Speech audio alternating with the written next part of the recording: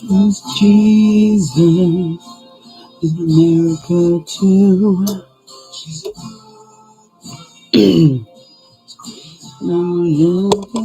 Good morning, everyone. All right, let me turn down the music.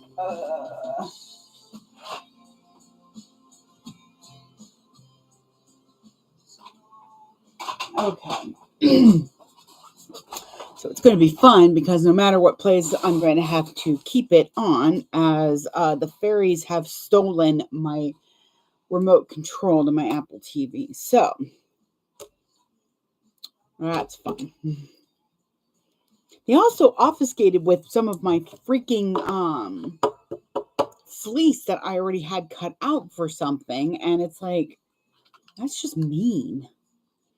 I just had barely enough. Come on. Fleece to cut out for the modified Aries that I'm going to be doing. You are too thick for my cutter. Okay, great. I get to do this fun thing.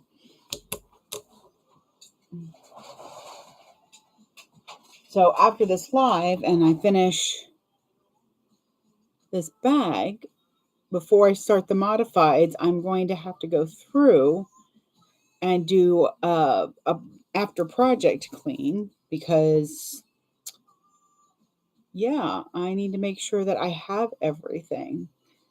Because I have 12 modified Aries cut out, and that's a lot. Just kind of waiting for folks to show up. Give them a chance.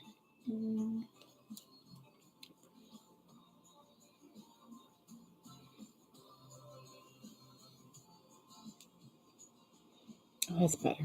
Okay.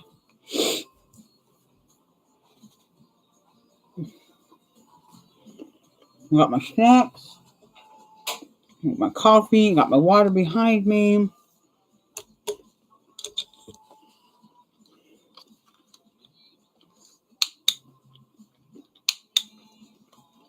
So, I'm not going to do the handle strap because I have an idea, but I'm not quite sure about it.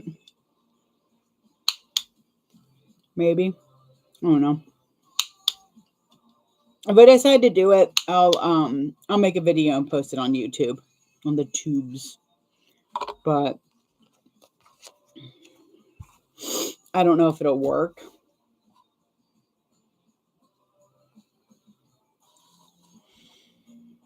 But oh, hang on.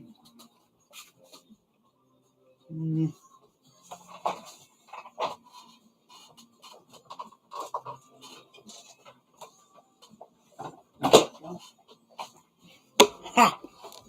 Got it. Had to dig it out. And Charlie's been extra challenging today. To the point that loving him is hard. So you're probably going to see him or hear me a lot going, Charlie, what's wrong with you? Charlie, why are you doing that? Charlie, move, that's my seat. Charlie, no, that doesn't belong to you type moments. You might hear me also mocking his meowing. As he'll meow, and now what I do is I just meow back or I go, no, at him. Like I sing mock. I sing mock him. Good morning, Sierra. Good morning, everyone. So yes, Charlie is been a challenging kitty already, and that's going to be so much fun. It's getting hot outside, so I can't leave the door open for him because apparently my medicines, fun fact, my medicines are now making me super sensitive to the heat. That's been a fun revelation because I got really warm just making dinner the other night, and I I had to have Aaron come in and taste test stuff because even the thought of tasting my food, and it's macaroni and cheese I was making. So it's like, wait, what? I love macaroni and cheese. I make a big old batch of it so that I can eat it all week for lunch. So yeah, figuring that out has been lots of fun. So we'll see how summer does. But that means that I can't just leave the door open because then it gets hot and muggy in the house. And not to sound like a boomer, but then I'm not air conditioning the whole neighborhood. All right, so I was going to do rose gold with this. However, I have these absolute perfect zipper pulls. They're so pretty. And for the character that I'm doing, which I somehow got perfect placement and I don't know how. So it's going to be Angel Dust. The art design is from Pawtastic. And this is the pre-order that is open on From Night Till Dawn. It's not the vinyl yet. She does a separate one for the vinyl because it's just easier to do. However, because she loves me so much, she lets me strike in vinyl because she knows that's what I really want to work with. And it lets her test out the vinyl and keep up with her manufacturer. So I absolutely love it. The placement of Angel right there is perfection. I have this lovely, it's a very interesting vinyl because it's got this like foamy, cushy backing, but I love it. It's kind of soft and suedey. So if you see me just kind of like doing this, it's because I need to buy my vinyl a drink because it's already that type of day. But it's got this really, really light tinged pink, which I love, matches just the lightest colors in fur. Is that fur? We're gonna go with fur. So that's from Impish Geek Designs. And then for prep at the table, I marked my seam allowance. What I did was I marked right here, double the seam allowance, because this is a drop-in lining bag. So I did double the seam allowance. So in this case, it's 3/4 because it's a 3/8 seam allowance. And then I put a mark here and a mark here. And then I took the pattern piece and moved it down so it matched these marks on the side and then traced. This way you're not having to sit there with the ruler in these curves. So we've got those. Those are going to sit over there on top of my trail mix. I have my trail mix. But yeah, see, I could not, and I only have these little gold hearts in gold. I don't have those little hearts in any other color. This is a bag that's really neat because, so this is Peltex without any glue. And what she has you do is take like an SF-101, which honestly you could use just about any interfacing you want. And you sew this to that interfacing, and then you baste that interfacing onto here. And that way it's glued on. Now that works really well with the body. If you're not, I'm using Decovil lIte. I mean, I even Frank infused one piece. Yeah, see, this piece right here is because I'm like, nope. If you work with Decovil lIte, no. But I figured I'm going to be doing a decorative stitch on the bottom anyways, so I might as well just tape it on there. You can tape or glue.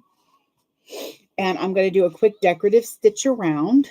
I traced, because this is a round, normally I mark with by using a ruler. This time I just took the stabilizer piece, centered it on here. Sort of centered, it looks like. That might bother me. That's going to bother me. I know it's going to bother me. Hang on. You get to see me do it here in a second. That's going to bother me like a lot.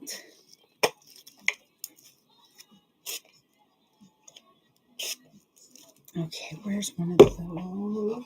Go.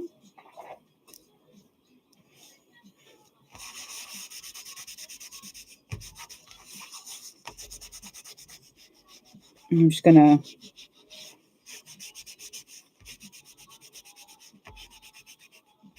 By the way, this is not the time to test your ability to get the silver marking off. I know it comes off of this vinyl because I've used this vinyl before, as well as I tested a piece when I was cutting it.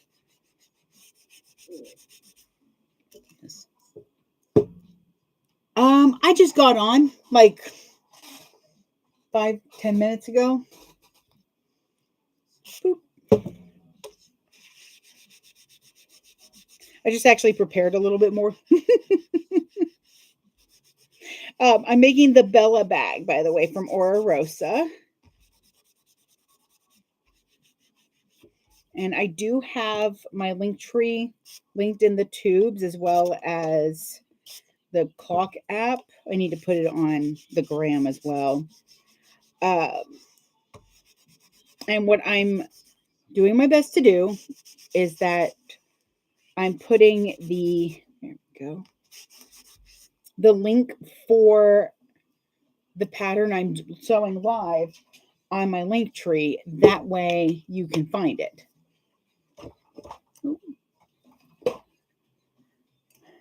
I'm really surprised I haven't already been accosted by a Charlie. It's like the calm before the storm. I'll try that a little bit. I want to be nicer. All right. Okay, the fairies are really, really, really upsetting me lately.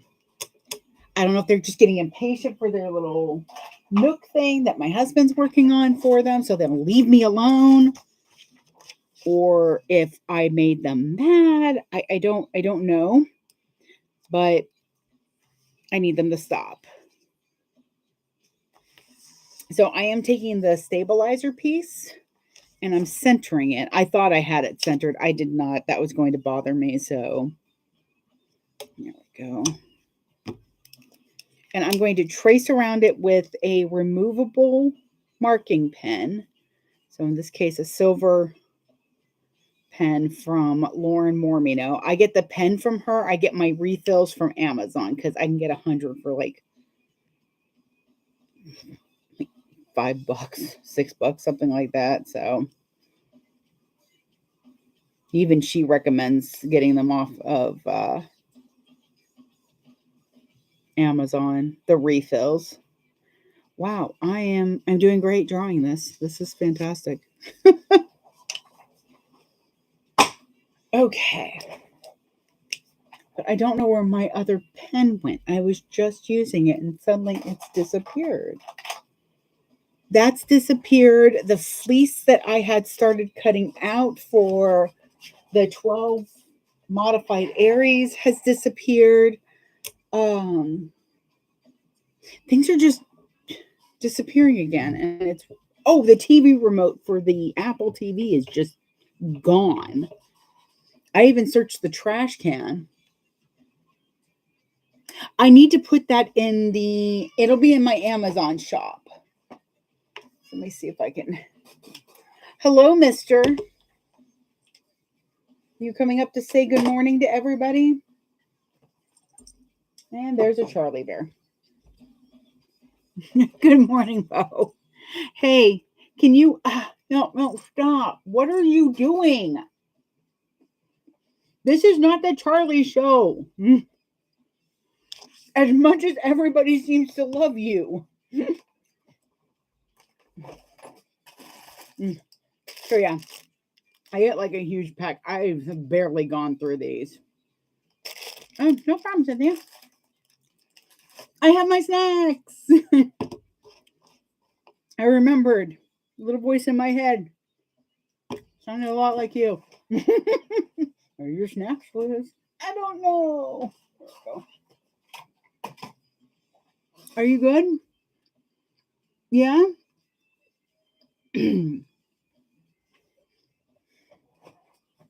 Come here. Come here. I love you too. Now, I need you to go. I need you to go. He is just, he's been very, very like needy lately, and I think it's because I'm not letting him outside. We need to decide what colors and theme to do for my nails next week. It is May. Maybe we should do mermaids. Blue does an amazing scale thing. I think I'll let her know that we should do a mermaid theme.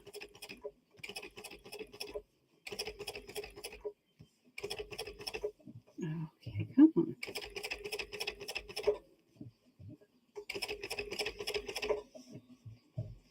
We're going to be like that today, huh?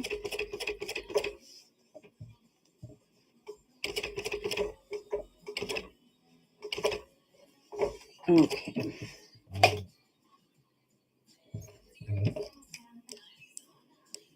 And of course, my thread zapper is on my Amazon list as well. I didn't charge it, but it's only missing one dot, so it'll probably be fine.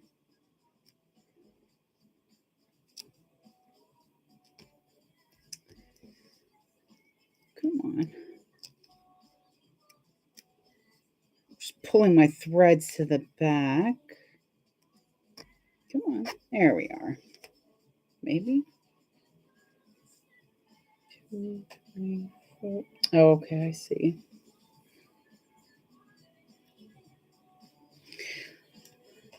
Sometimes your thread might split.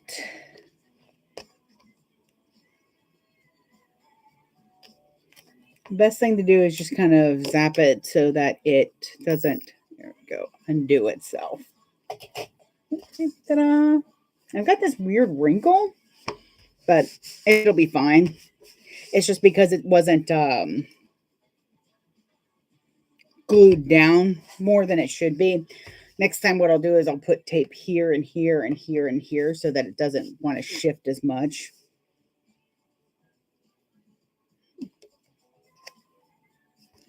Might have to go 1/4 of an inch next time. That's okay. What's going to help is that helps. There we go. I'm putting purse feet on here, so that should help as well.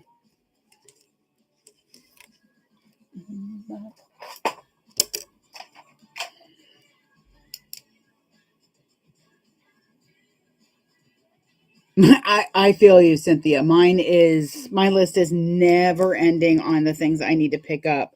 Like, I'm not going to be doing a strap right away because I just don't have the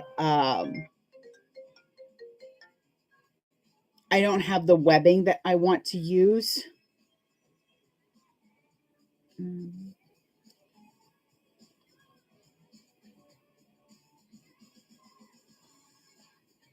Yeah, I use the walnuts with the yogurt covered cranberries because the yogurt covered cranberries are very sweet. So if I don't eat like a nut with it, it's overpowering. And the walnuts are kind of perfect for that. There we go.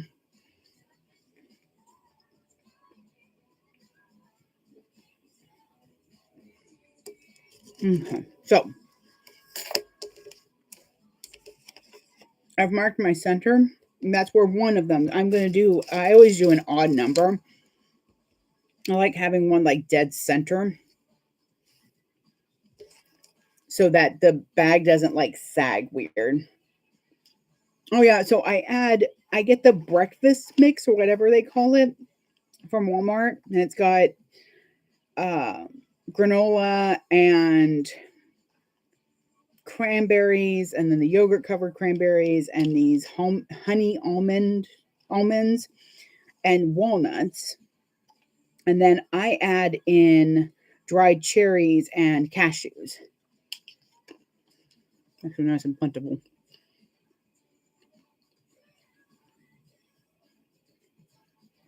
That might work too. Okay.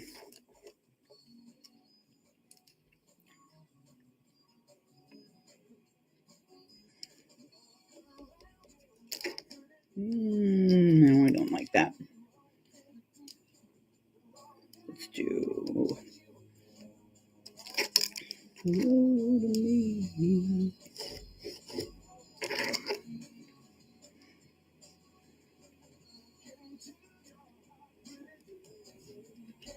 Okay. I don't know if there is placement for the feet on here. I generally do my own placement because I'm wanting to make sure that I'm comfortable with where I'm sewing, so that they're not going to make it. Oh, I know the one with the pumpkin seeds. Yeah, I've been thinking about that one.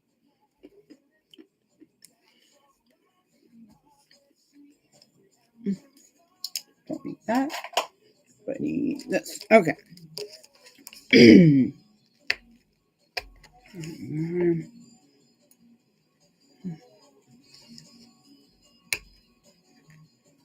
There we are. Really need to get a new. I know I say this every time that I need to get a new scalpel. I'm just trying to make this one last till Dragon Con, so I can just buy the pack there if I remember this time. Because a lot of my scissors and stuff are Famore brand. And I always see them at Dragon Con. So I get all my scissors sharpened, including my pinking shears. I can't tell you how happy that makes me that they sharpen their pinking shears.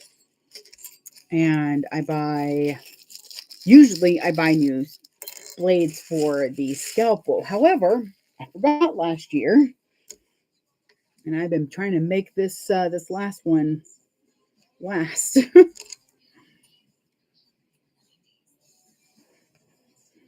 There you are. Maybe.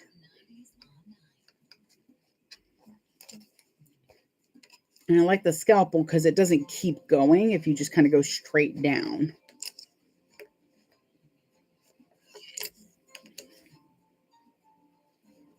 Okay. Ta-da.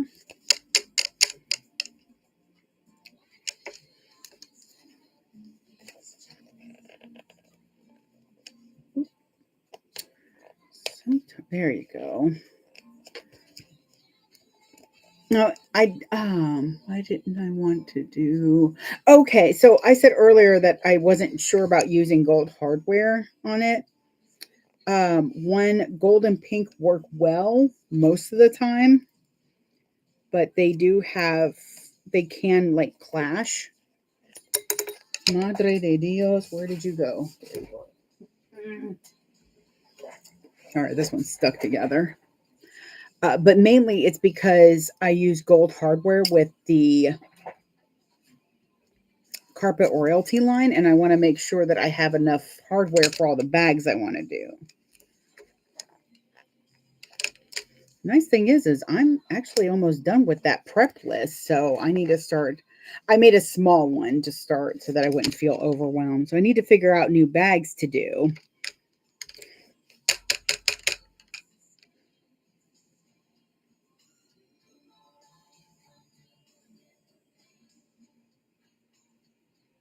Morning, Carol.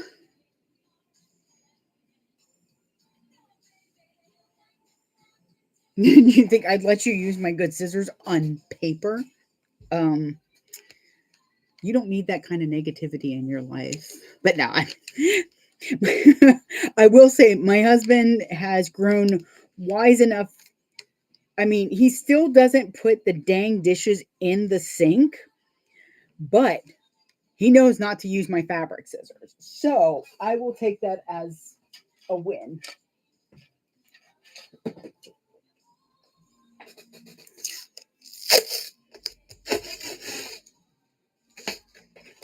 So I'm going to cover these up with some paper tape so that they, that's not going to doesn't work the way I thought. Oh well, we'll just do it this way then.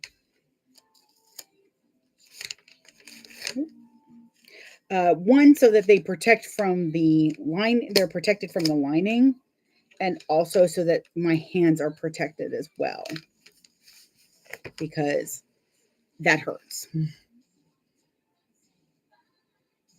I saw one the other day that looked actually pretty good, but I think it was on Alibaba, so good luck figuring out how to buy just one of those. I'll put tape right there. I'm going to get this.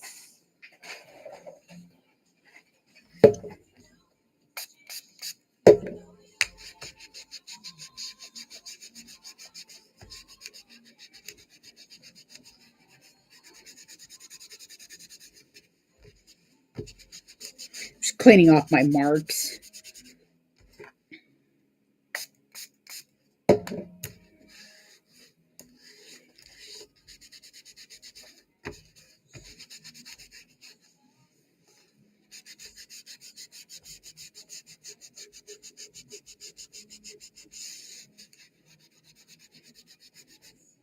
I love this 90s station. It makes my eclectic brain happy. Ooh, breathe that in wrong. Ooh, breathed in a little bit of that.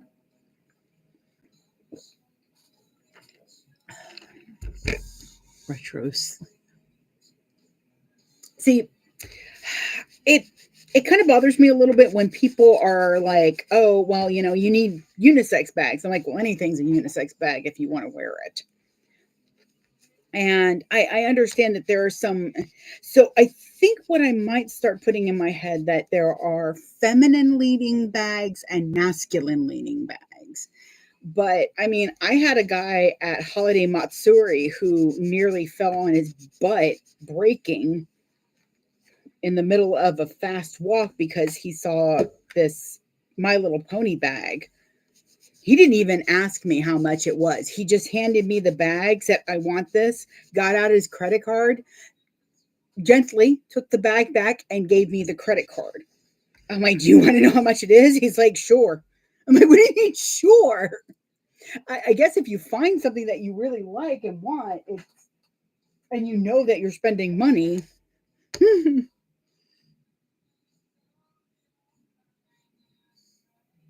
She might. But the retro sling is interesting. Now, when you're doing production, a lot of times you also want to look at how much time something takes. This is also, by the way, yet again, the first time making this bag. So there might be, there won't be as much staring into the void. I promise you there won't be as much staring into the void because I rewatched Lauren's video and Vanessa. I'll have to look that one up, Bo. The Asia? I'm going to go with Asia for right now.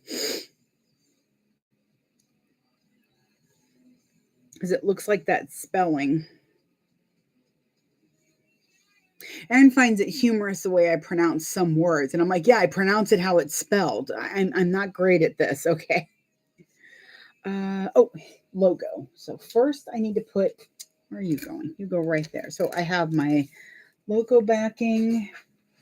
I've already picked out where I want it to go because, again, that is a fabulous placement. I do not want to ruin that placement. Remove those. So I'm going to put it here. But I watched Lauren's video again. This morning I went ahead and took a moment once more to look over the pattern. I have a couple of changes I'm going to make, but it's mainly because I don't like certain constructions. And that's a me thing. That is not a pattern thing. Stick by a designer who doesn't seem like they get mad that you change something.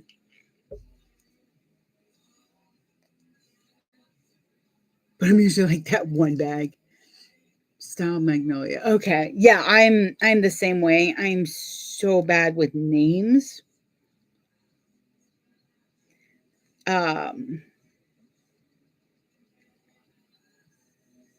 I can't even think of how I say it because I think it's Millennial Falcon, the Falcon from Star Wars. I always say the wrong thing, the wrong word. And I haven't really worked to correct myself because it makes my husband laugh. So I'm just gonna let it go. Yeah. I've got other things in my brain that I need to work on, other words to correct and things like that. That should be good. 5.5. Yes. There we go. So I'm going to put my stitch length down. I'm using this really, really bright pink. I'm just going like all the pinks on this. You know, it just feels like everything Angel would want. It's just all the pinks. So when I chose a vinyl, I wanted to make sure that it wasn't like really, really obnoxious pink. I knew I wanted a soft pink, something that was, you look at it and you're not sure it's pink, and then you look at it again, you're like, oh yeah, that is pink. Come on. And this is a vinyl that I really like a lot. It goes well with Studio Ghibli with Spirited Away. It matches, not Spirited Away. Did I put it with Spirited Away? I think I might have put it with House. I don't remember. I made a mini backpack with it and it was adorable. What I call the faux Mav. Oh, there we go.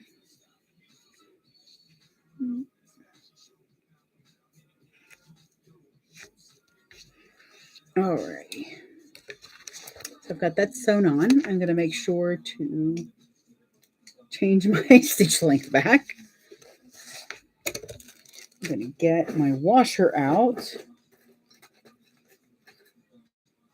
That's hilarious. I couldn't quite see into my drawer, so I just stuck my nails in there and made sure it caught on there to pick it up.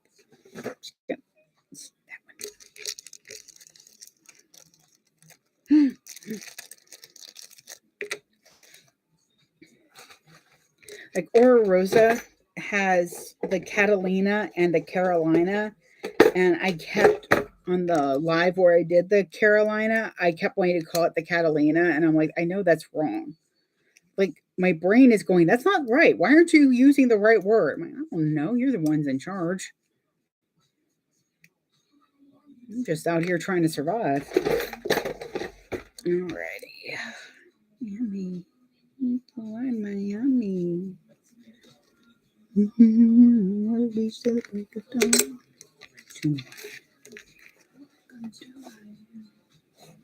Okay, before those marks disappear, which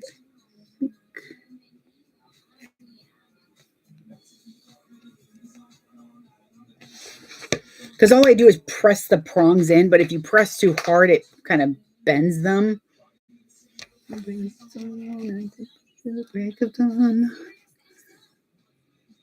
But this is a very soft vinyl. Come on.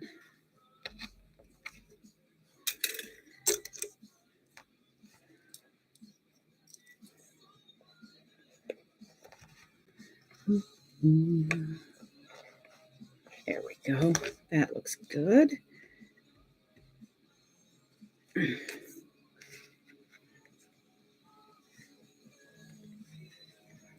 Y'all let me know if the music's too loud.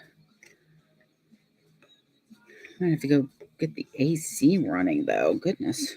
It is warm.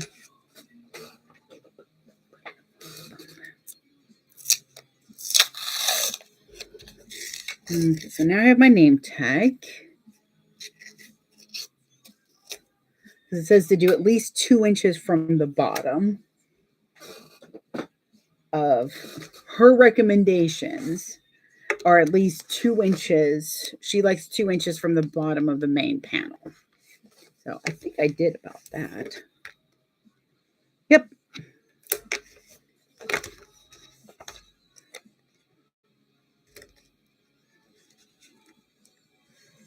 This is another reason looking at how the bag is constructed really helps. Like I have the Charlie bag that I made, that the bubble bag, where I put my tag, and now the tag is on almost on the bottom. So that's lots of fun. Okay, so we've got that.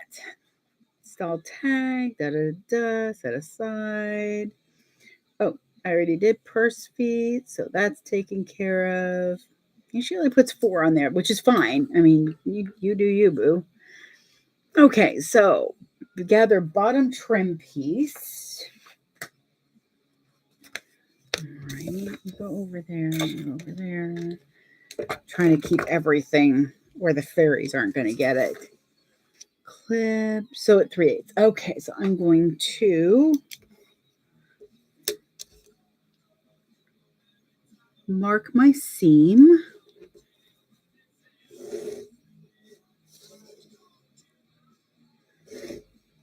Now, I think mine's cut a little long.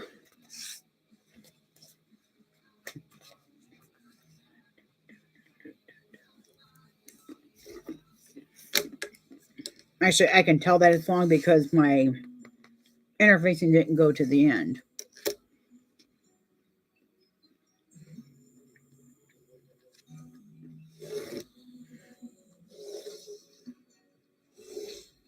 Okay, seams are marked.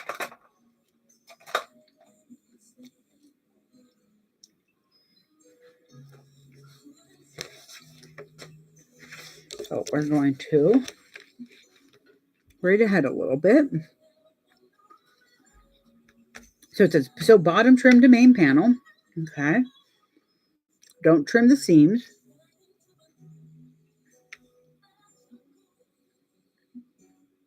Okay, and then top stitch. Okay, so then we're going to butterfly the stitch, and then we're going to trim those points. Okay, so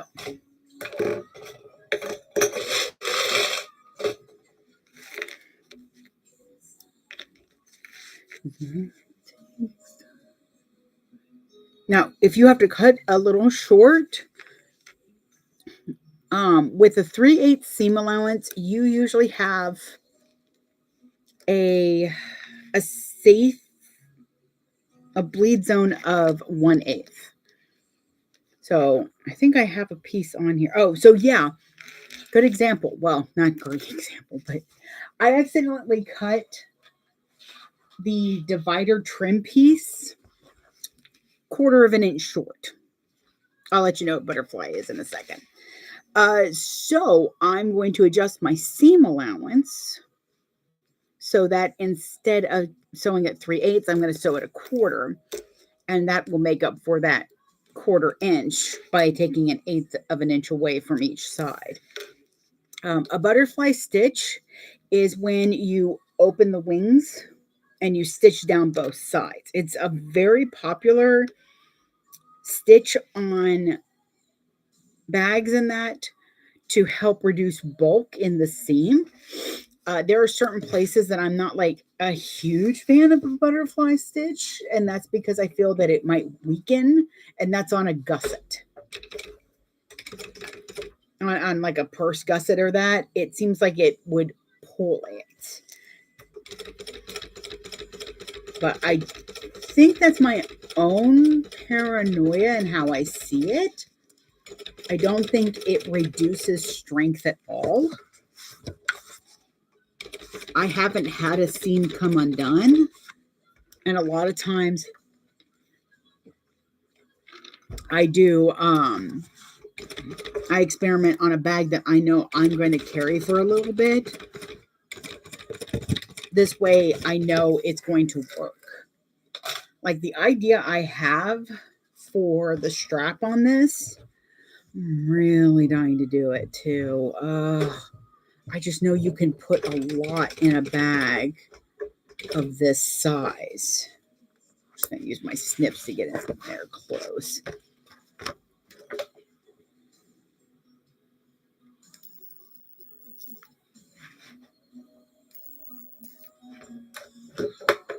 Oh, sure, I can just throw those threads on the floor instead of the trash can. That works too. Now, I know that Lauren, she folded her seams behind her bottom trim and did kind of what you do on the Aries. She snipped and moved it to a different spot. I don't know if that really helps in this case. It helps really well on the Aries because of what you're having to top stitch. But I don't know if it really helped in that case. But hey, again, you do you. There we go. Because what I like is that, as you can see, the Decovil does not quite meet the bottom. I think I might have cut mine short, but I don't think I did. I think this is done on purpose because it's also on the other side. And that's so that you're not having to fold this over the Decovil and sew through vinyl, and Decovil. It's where you're actually only sewing through, for butterflying the stitch, the 2 layers of vinyl. It also doesn't add any bulk. Any weird bulk. So it's nice that it's going to sit in that spot. So what I'm doing is I'm pushing those wings.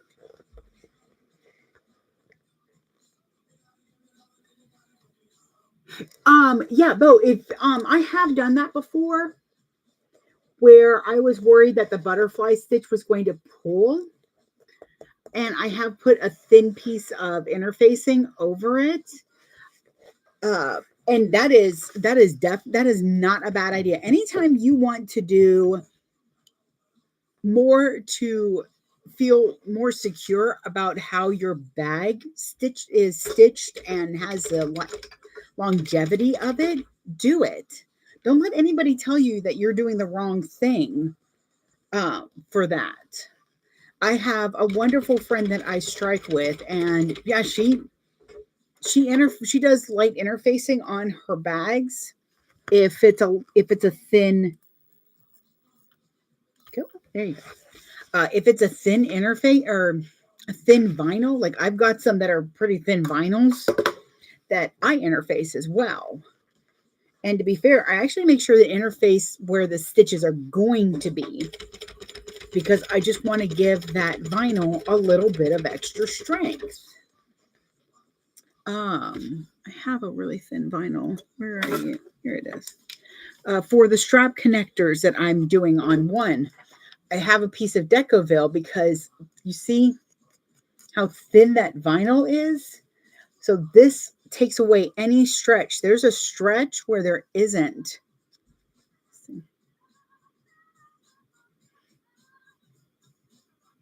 Whereas here, there's no stretch at all because of the Decovil lIte.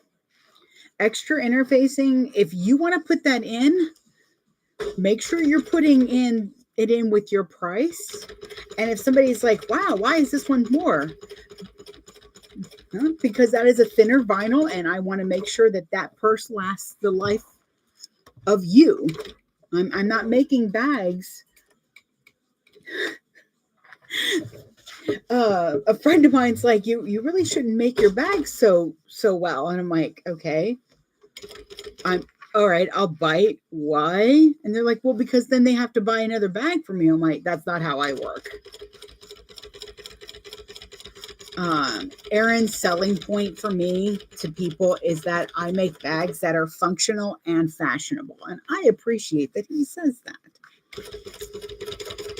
Because I do try to look at a bag and go, is this going to be usable, or is it just pretty? Because pretty's fine, but pretty can be useful and smart as well. Okay, I'm going to have to pull this apart because of the camera. Alrighty, so there's one side. Boop. I love how that looks. Yeah, I really like this pink. It's such a nice, I was going to go with like a black or a really dark color because there's so much pink, but there's so many shades of pink.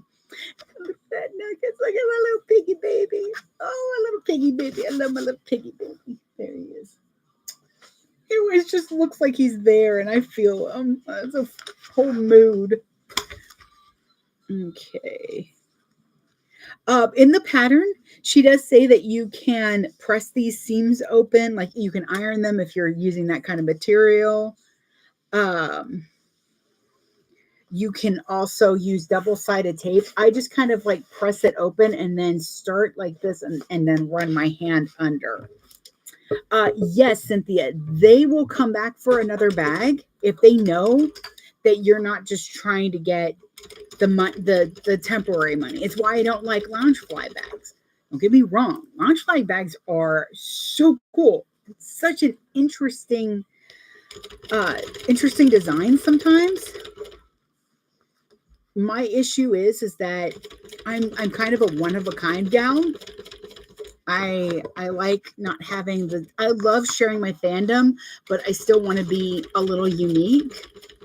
So I never make the same bag the same way twice. There's always something different, whether it's the thread or something as big as the vinyl or the hardware.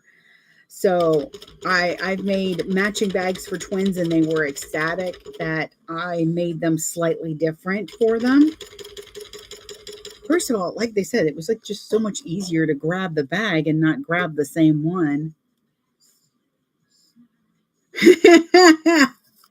Well, I have some friends with Loungefly bags that also buy from me, and my left eye twitches when they're like, "Look at my new Loungefly." I'm like, mm-hmm. They're like, "I know you hate Loungefly." I'm like, I don't hate Loungefly. I love Loungefly. No. I don't hate Loungefly. I just don't get it completely, I guess. Maybe that's the thing. I just don't want to have the same bag that 100 other people have. It's also hard for me to buy a bag when I can just make it. Because my mom does that too. So I'll have to trim. Yeah, see, I cut that side a little too big. I think it was just where it was.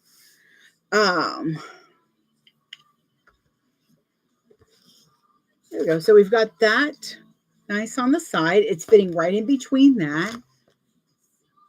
Oh, I mean, like I said, some of their designs. Hi, how are you, little man? Are you enjoying laying on stuff that you're not supposed to lay on? You little schmuck. You know what? Fine. I'll just do it over here. You asshole. Yeah, I do like the gold. I thought rose gold would have been nice. I just couldn't pass up using these little heart zipper pulls. I think I actually got them from Amazon, so I'll have to. So I was going to use my ruler and my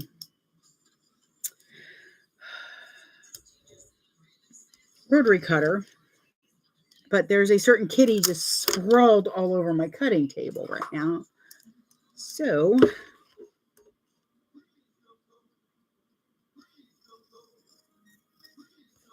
he is having like, he's very rude about space lately. Okay, so what she has you do is trim down. I'll show you. Trim down here. And that's going to take away some of that bulk. So you only have that little piece there. It'll be a little easier to sew over.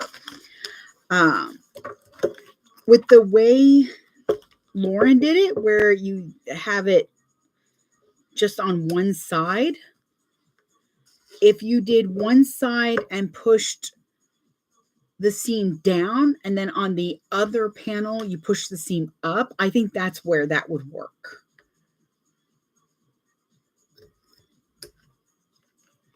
Okay, so I've got that one done. Ah, they look so pretty. Yeah, the outside's really really not going to take you long. It's just make sure when you're trimming these seams that you don't like accidentally cut your threads, your top stitch threads. That would be bad.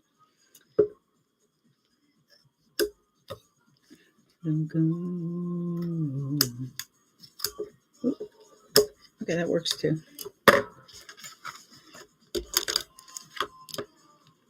Probably should have trimmed this before I did my top stitching. We'll see.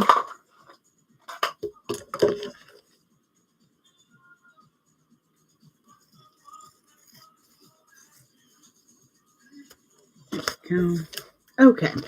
Now those are, that seems a little, hang on. The other side seems like it's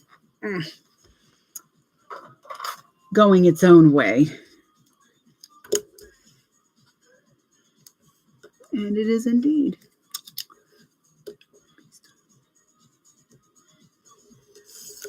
Just a little cut.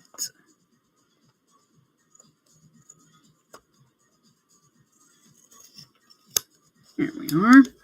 That should help. Okay. I'm going to mark my seams. Actually, I'm not, because we're having to do, because it's vinyl, of course, I'm going to want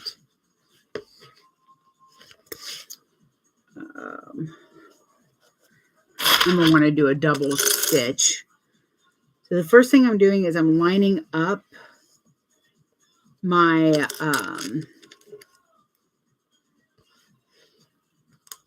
where my bottom trim and my top panel fit, because that'll be the most noticeable because it's a complete around. When you have something like a gusset in between, you have a little bit of leeway if it does shift. It's not as noticeable.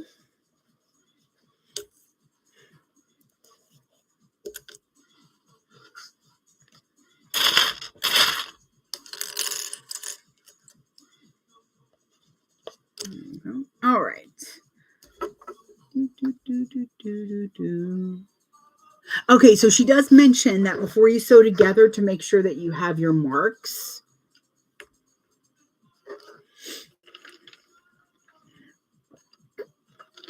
Okay, that'll back over there.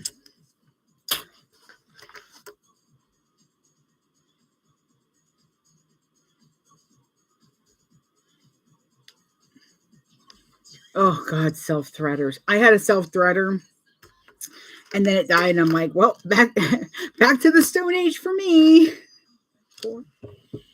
Okay.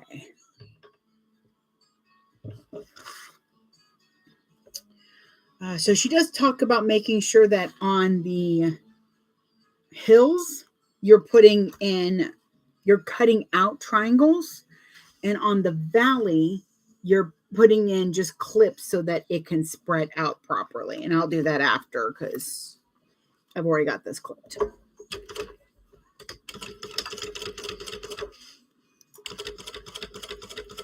So I'm going in right now at 1/4 of an inch. And then I'll go back over at 1/8 of an inch. I'm doing that to give stability to the, I hear you. Oh, you're still back there laying on things you shouldn't lay on. I do that for the extra stability, and it also keeps the threads from pulling. What are you doing back there? Don't knock over my drink, please. Oh, Brad, he's such a little brat. Actually, it looks like what I can do is I'm just going to now turn around instead of cutting that thread. Let's see how well this works.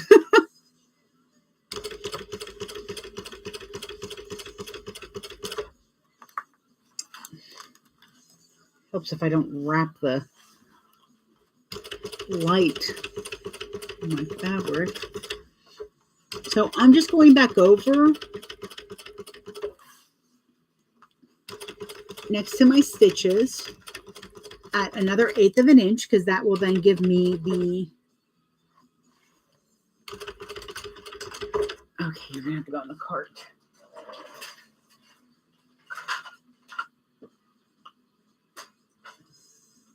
So I did 1/4 of an inch, and then I did an 1/8 of an inch from that, and that gives me 3/8.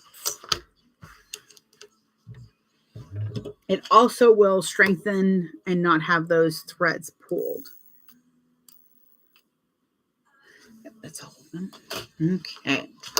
Ta-da!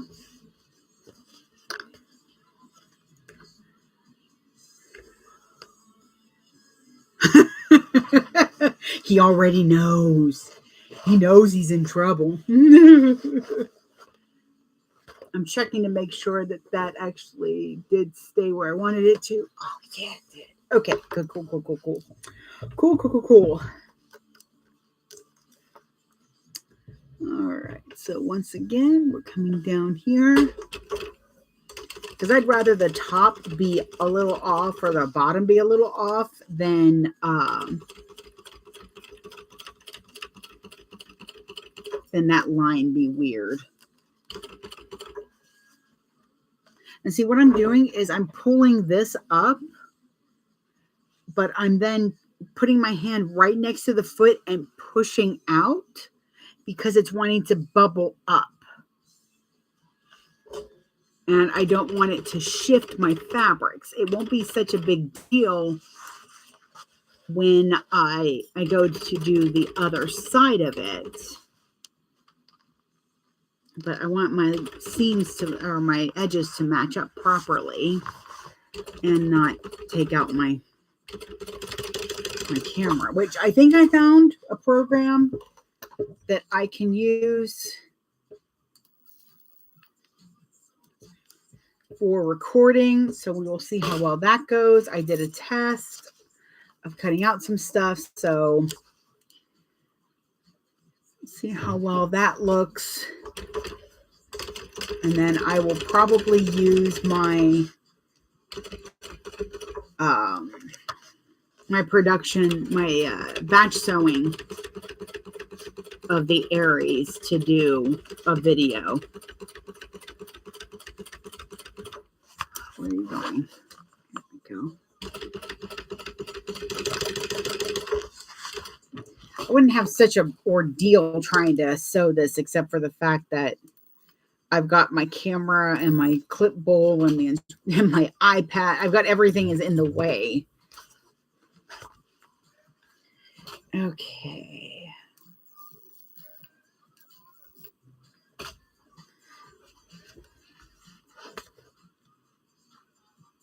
That didn't move, and that didn't move. Yes, you can tell that they didn't move because they are nicely placed. All right, where are my good snips? Snips.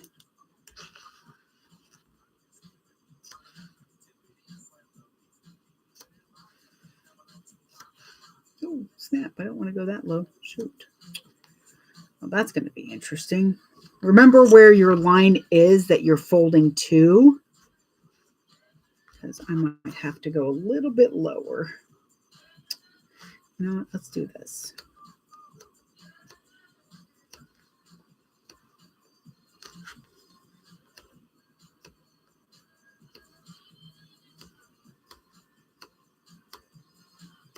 Because I'm trying not to go too deep with my clipping, because I think I already have.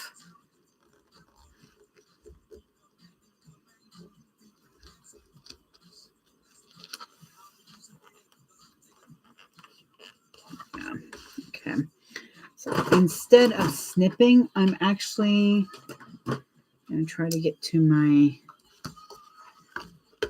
I'm just going to trim up here with the pinking shears where my hill is.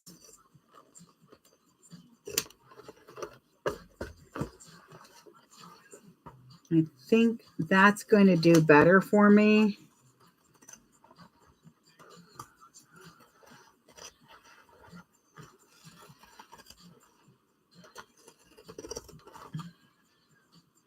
So we'll see how well that works, because otherwise I'm going to do that, where you gouge into it, because I'm used to doing the classic zip around where you just kind of snip as much as, you know, just go snip, snip, snip, snip.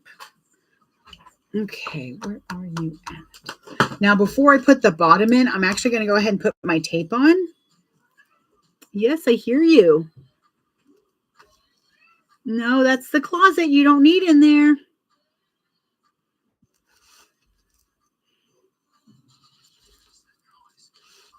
So I'm putting my tape on because it is going to be easier to do that now when this is nice and flat.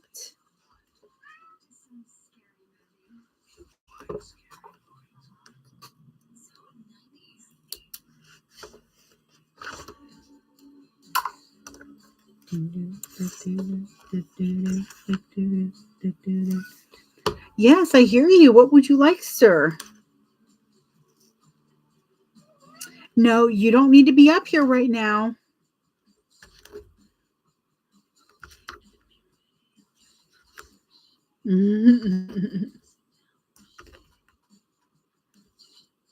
Okay, so now I've got that tape on.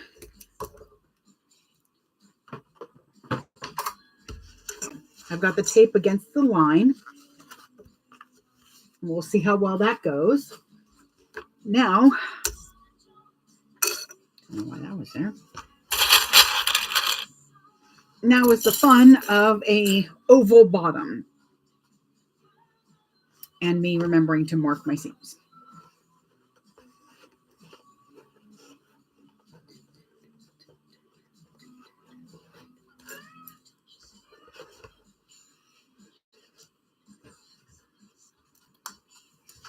You do not need in the closet.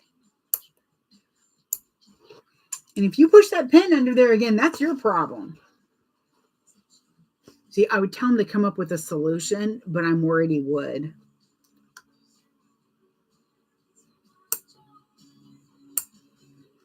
Sorry, that hit me right in the nose. All right, so I've marked my centers. Hey, little man. Can I assist you? We plan on getting him a bird bath. Well, it'll be for both of them. Hi. We plan on getting him a bird bath for the front lawn, so that, because they love watching the birds. And that's what he's trying to do. He's trying to watch the birds and the squirrels. And this bird bath that I found has 2 bowls, one for feed and one for water, which means we'll also have squirrels running in and out. And that means that they'll have plenty to watch out there when I don't mind opening the front door so that they can see out it. So we have a clear screen door, a glass screen door. Oh, here we go.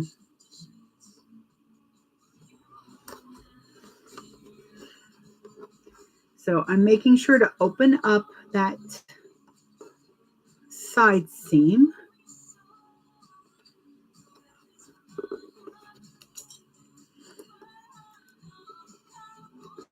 And this will definitely be a lIte allowance, seam allowance, and then a true seam allowance. So I'm definitely going to double stitch this. I'm just trying to decide if I want to stitch it in the round both times or not. You can definitely use staples here. That's, you know, that's your prerogative. I'm not a big fan of them. That's me. I just like the extra work of having to pull them out. And like every time I've seen people go like, and then you just cut them out. Oh, that doesn't happen for me. I've almost ruined a pair of scissors trying to cut out the staples. It's where you staple just outside of the seam allowance enough to where you can cut around.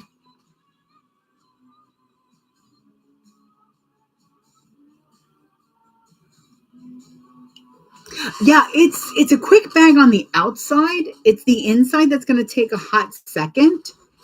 And that's because there's a divider pocket. So that's going to be fun. I watched it a couple of times, so don't think it's going to be too difficult. I think this one is a boisterous beginner bag. It might also be an intermediate. I'd have to look.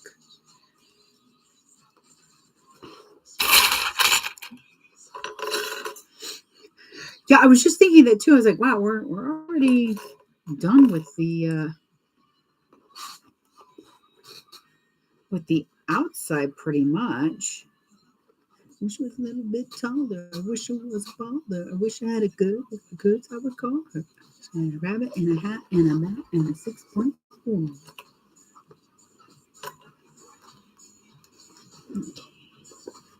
I think the thing that's going to slow it down just a smidge is things like this, where you're having to, put every clip in existence on it because you just don't know if it's going to budge or not.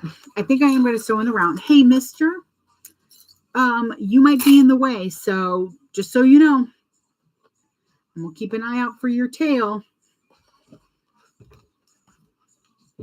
Okay, so again, I'm going to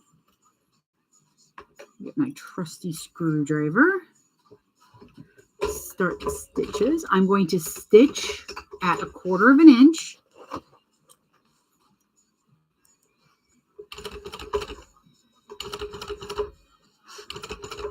And that'll tack everything down.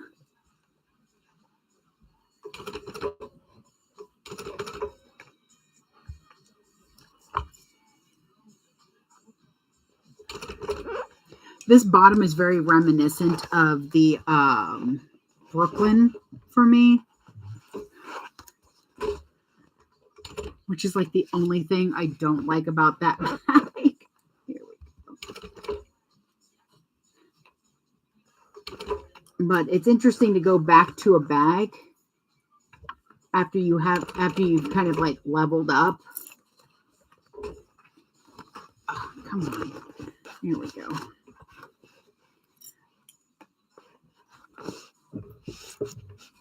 Like, I never used to use stilettos because I would bend them.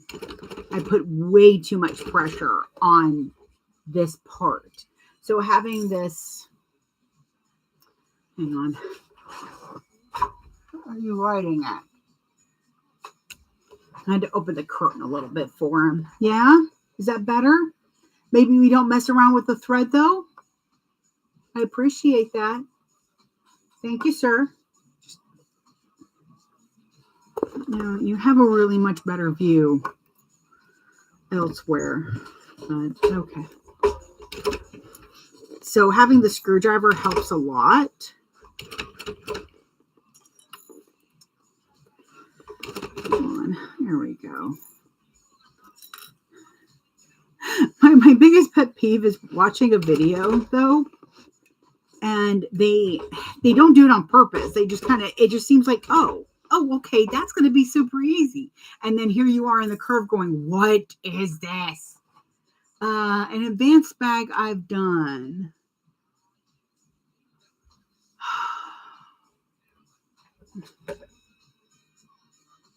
That is not for you to bite on. Oh my God, it's like having a toddler. Let's see.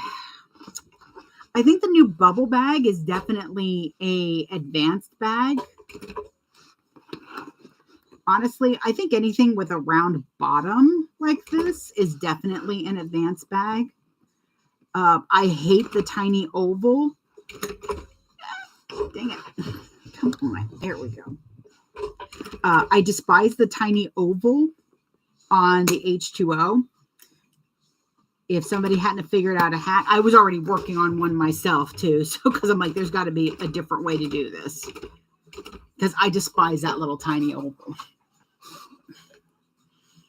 That tiny oval can burn in hell. Good morning, Logan. I hope your bag is doing well. But the bubble is It's a nice advanced one, I would definitely say. But a lot of bags to me, because I've been sewing so long, mainly feel intimidating, and then I'm done and I'm like, oh, okay. Will you stop moving the camera?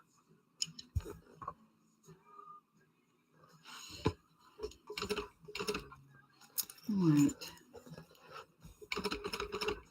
Sorry, I'm having to deal with him. I'm going to deal with a Charlie who has just decided that the window seal here is where he needs to be. Also, this vinyl. There we go.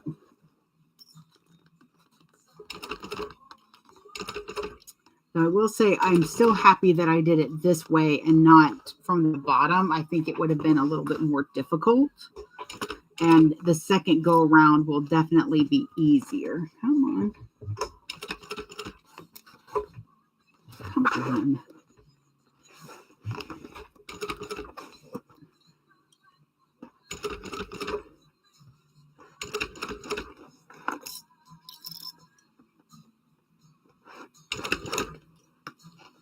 I think just about any bag with an oval bottom is going to be the challenge. Once you get oval bottoms figured out, you definitely level up.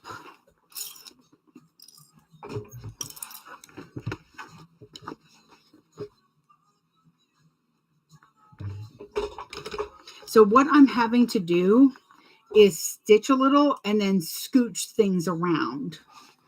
Because, like I said, an oval bottom is challenging. There we go.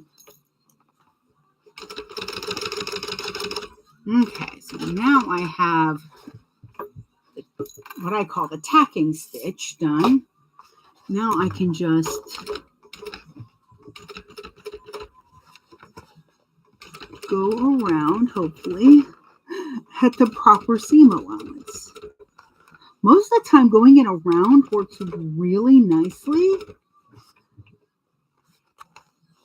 There we go.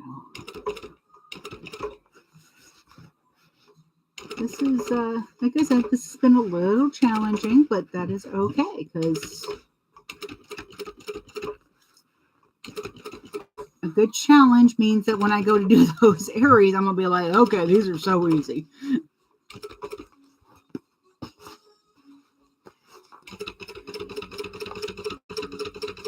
So I sewed it first 1/4 of an inch away, making sure that that was still a nice even 1/4 inch, so that when I go 1/8 of an inch from that 1/4 of an inch, I will have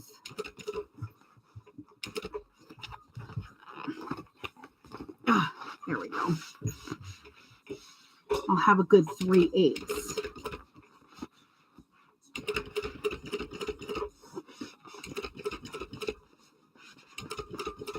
Yeah, an oval bottom is definitely one of the reasons why I don't do some bags.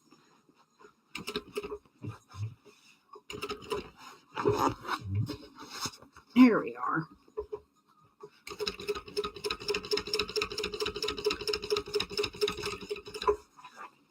Ooh, all right.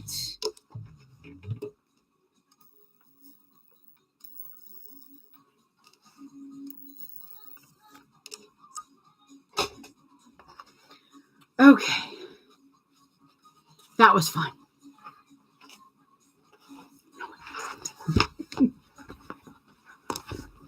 Like I said, it doesn't help that I have challenges like the camera over here with the tubes, as well as Cat. Let's show you. See, he's right there.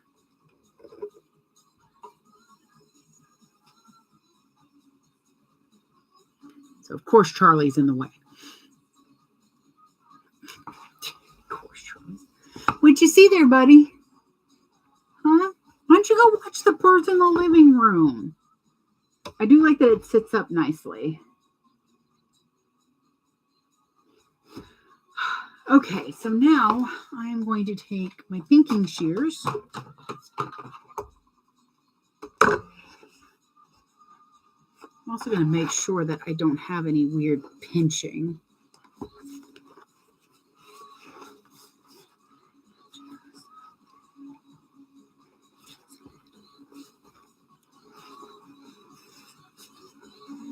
I have a weird pleat over here, but I think it will.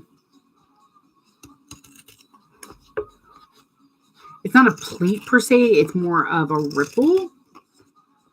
Ripples usually kind of work themselves out when you turn the bag, which I'm trying to decide if I want to turn. I'm going to turn the bag at least to take a look at it.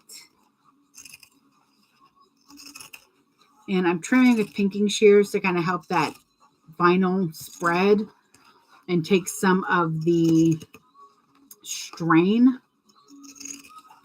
off of the stitching as well. Oh, my Lord, though. Cutting 2 layers of vinyl.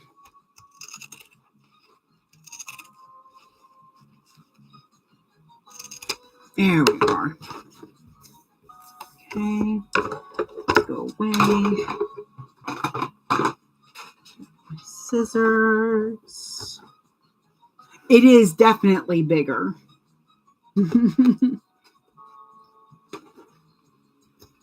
It reminds me of the other one that she did that was kind of like a bucket bag, but it was also a backpack that had that cute little wrap around. I really liked that one. It was just a little bit more production than I wanted to put into for 3 or 4 bags at a time.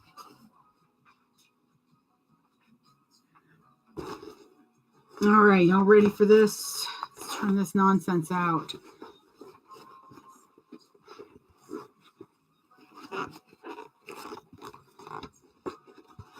Oh, I'm really bad at spatial estimation.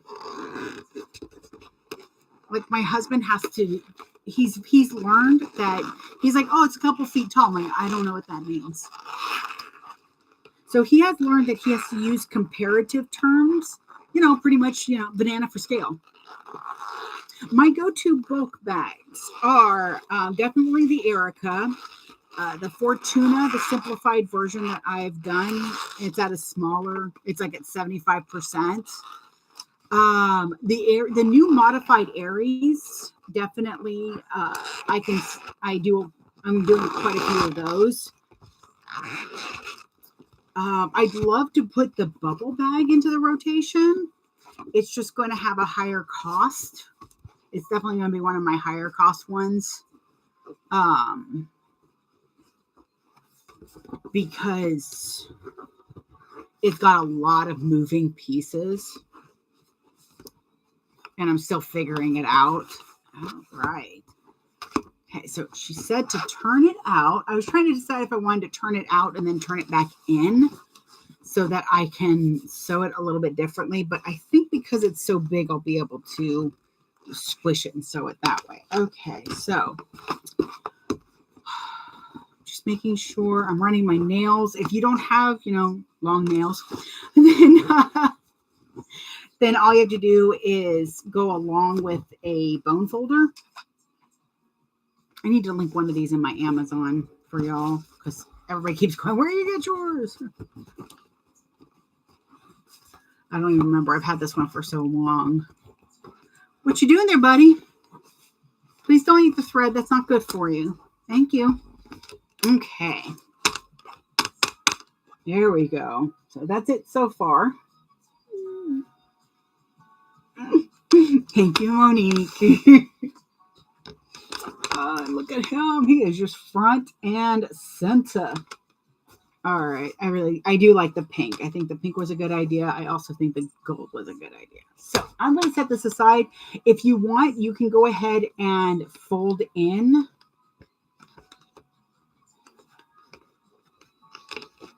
your things. That's actually a little bit longer, isn't it? Yeah. But I'm thinking of going down that long so that I can hide this little faux pas I did. But it looks like she has it to where the you're not having to sew through the 2 layers on top plus your Decovil lIte.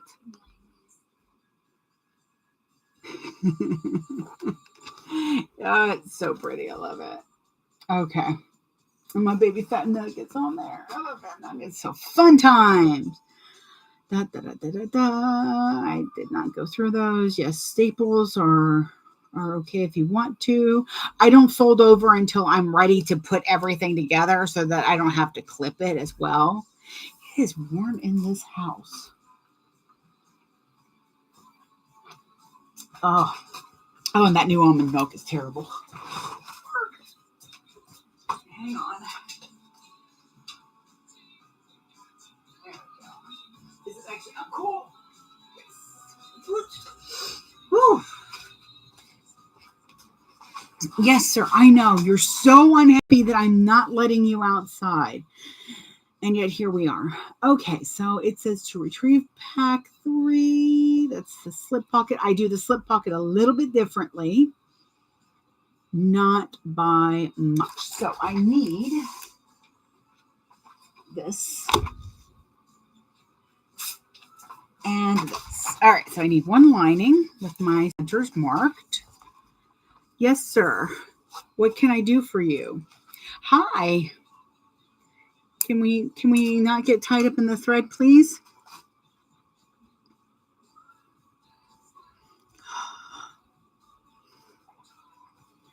No, don't you look at that thread like it's a toy, little man. And don't you look at the hedgehog like that either. Hey, come here. Why don't you give Mommy a kiss and go away? Can you do that? Come on. Come on. Come on. No.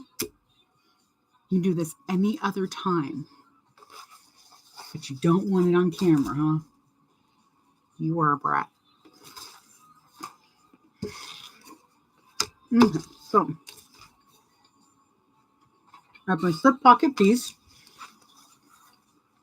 I marked in 3 1/4 from each end. And I'm going to fold to that line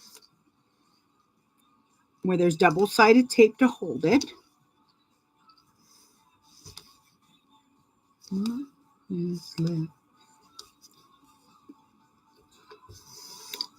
This waterproof canvas is from Cosmic Fabric Creations.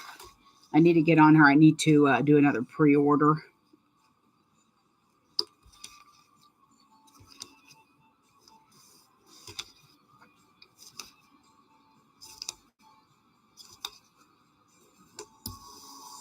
Okay, so I have those. Now what I'm going to do, let's put a piece of tape on here because I forgot.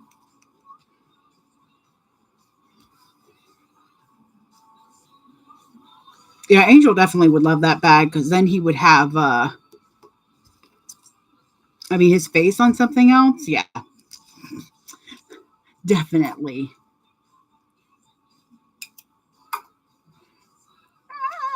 There we go. Little dude, you look so sleepy. Why don't you go lay down? Not there. I didn't mean for you to lay down there. Okay.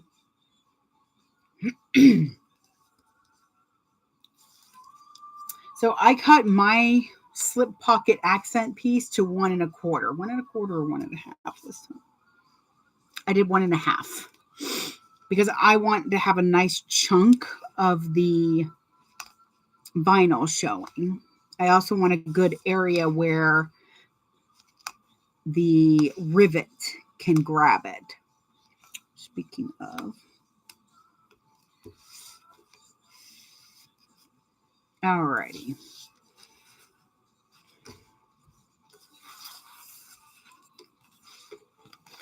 I'm just going to mark the center of this.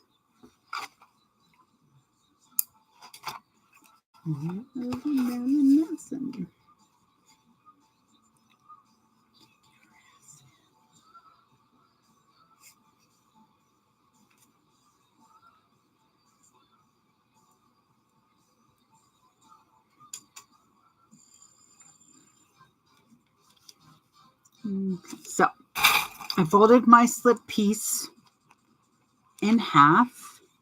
I'm going to line it up with the top so it's right side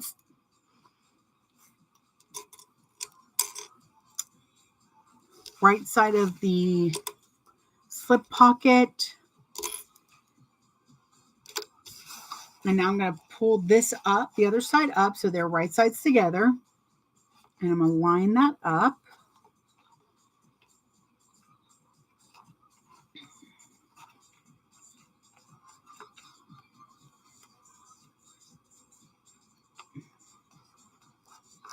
And then we get that clipped.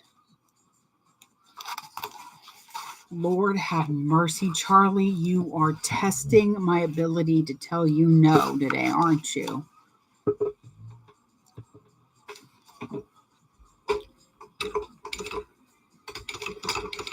Okay. So I'm just going to go at 1/4 of an inch. So that should give me still a good, should still give me a good 1/2 inch showing. Mister, if you mess up this bag because your butt is in my way, you are in so much trouble.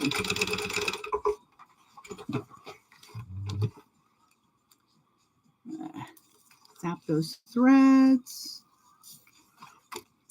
This is a great place as well to put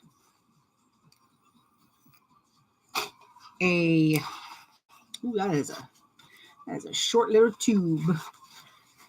Okay. Hey, Monique, I see you. Make sure I didn't miss anybody else. There we go. Okay.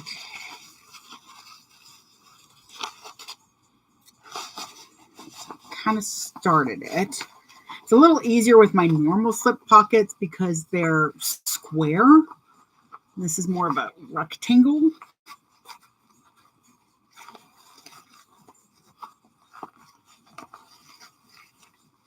But I also might have folded it the wrong way. It might have been that it was supposed to go the other way. I think it was supposed to go the other way. But that's okay. We'll just have a long pocket instead. It'll be a long pocket. Ugh.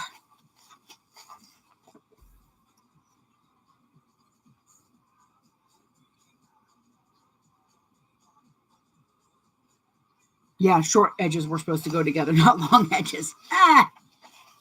Like I said, my bad. We will figure it out. There we go.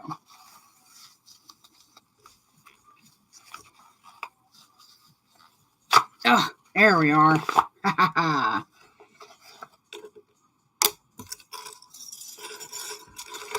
going to clean up my clips.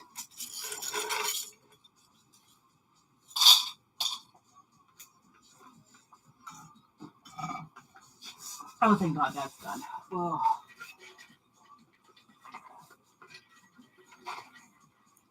Oh, that's better. We ended up getting some different almond milk, and it's not great. So I'm going to take my seam roller and take a bone folder, your iron, if you're not using vinyl. But I'm going to kind of stretch that out a little bit. So I kind of put the bit here in the middle so that I can push this seam down. And then I flip it around and do the same thing on the other side.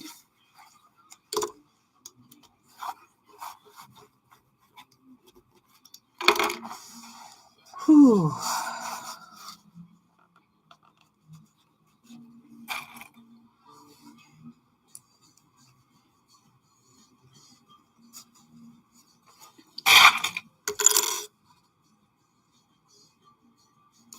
And then I'm going to clip the sides.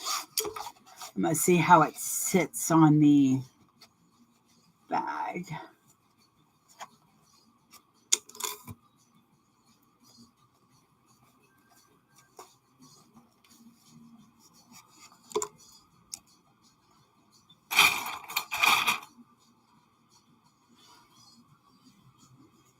Okay.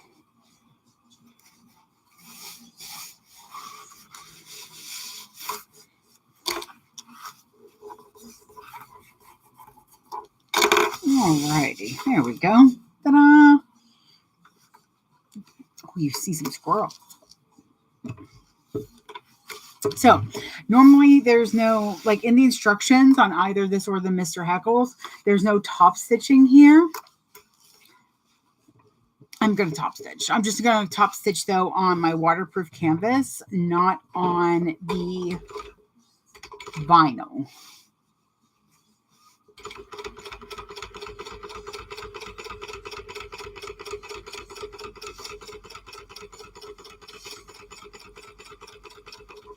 And just so you know, it's a lot to stitch through, to top stitch through. So take that into account. You can also top stitch lower if you want, or just not at all.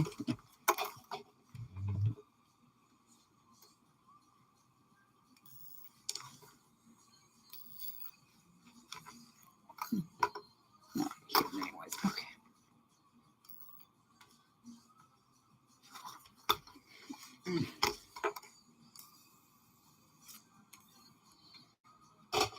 All right. So I'm going to fold this in half.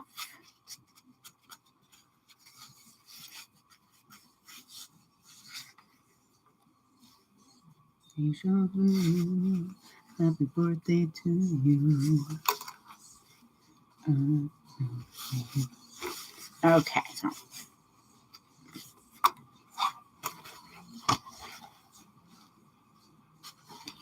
let me see where I'm supposed to go from the bottom.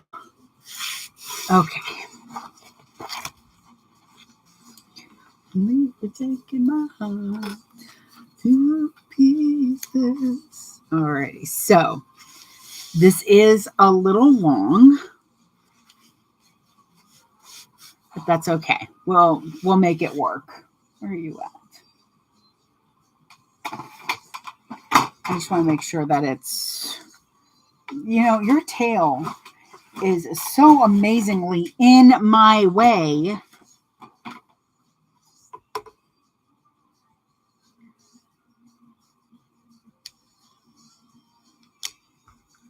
Oh, I did a good guess on that.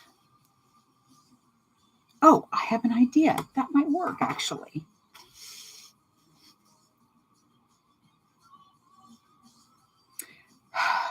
Okay, so I'm going to try something. We're going to see how well this works.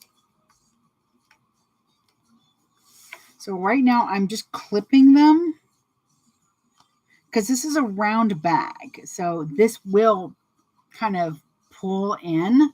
So it's not a big deal that his tail is just constantly in my way right now. It's not that big of a deal that it is long.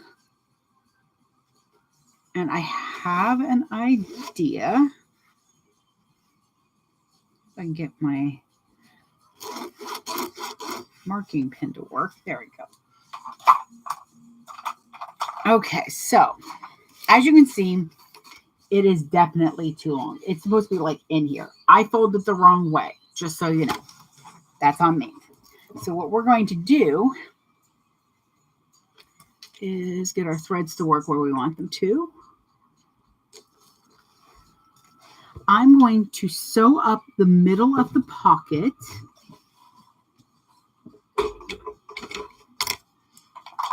That way.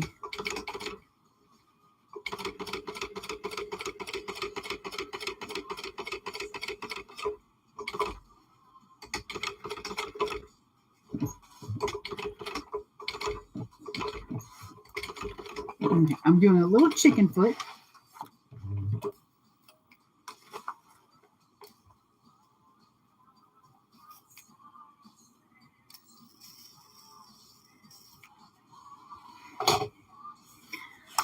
I'm pull my threads to the back. I still back stitched really well. I just like pulling the threads to the back because then I don't cut them. I just leave them hanging. Less chance for them to get loosened. We love an unintentional modification. You are correct. So then we're going to make this a cargo pocket. Because I can. Maybe. So I'm going to put my 1-inch ruler right in the middle. There you are. I'm going to fold that over.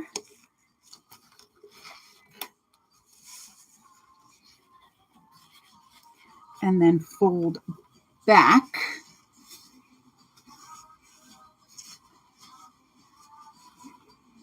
And I'm going to clip that.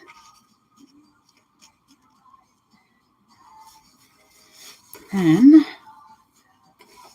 this is going to be fun with this vinyl top. So I'm going to put the ruler back on there.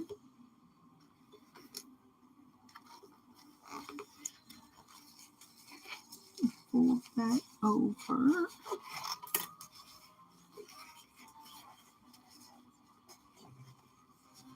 Okay. So it's not going to be a perfect cargo pocket. Dear God, it's not even going to be close to a perfect cargo pocket. However, I'm going to make this work because this pocket looks really pretty. I want to use it, dang it. I don't want to have to recut everything. Okay. So let me see what I can get. Okay. So I've got it folded into the middle. I'm going to start sewing at the top corner here, not on my vinyl, just under it, where my top stitching started. I'm going to go around and make sure that everything's sitting nice and straight, hopefully. Yes, are you going to leave so that Mommy can do this? Thank you. I appreciate you. Okay, so we're going to go down. Come on. There we go.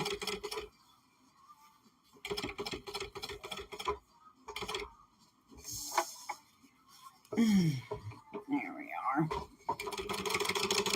I'll go start across the bottom, and I'm going to make sure I'm going to push down because the fold that's going this way, going away from me, is going to stay pretty well. It's what's going to happen is when I go under the fold that's pushing this way, that's going to want to scooch. So I don't really want that to happen. And I'm going to double stitch over that, double stitch, back stitch. I'm going to try to keep this other side nice and straight.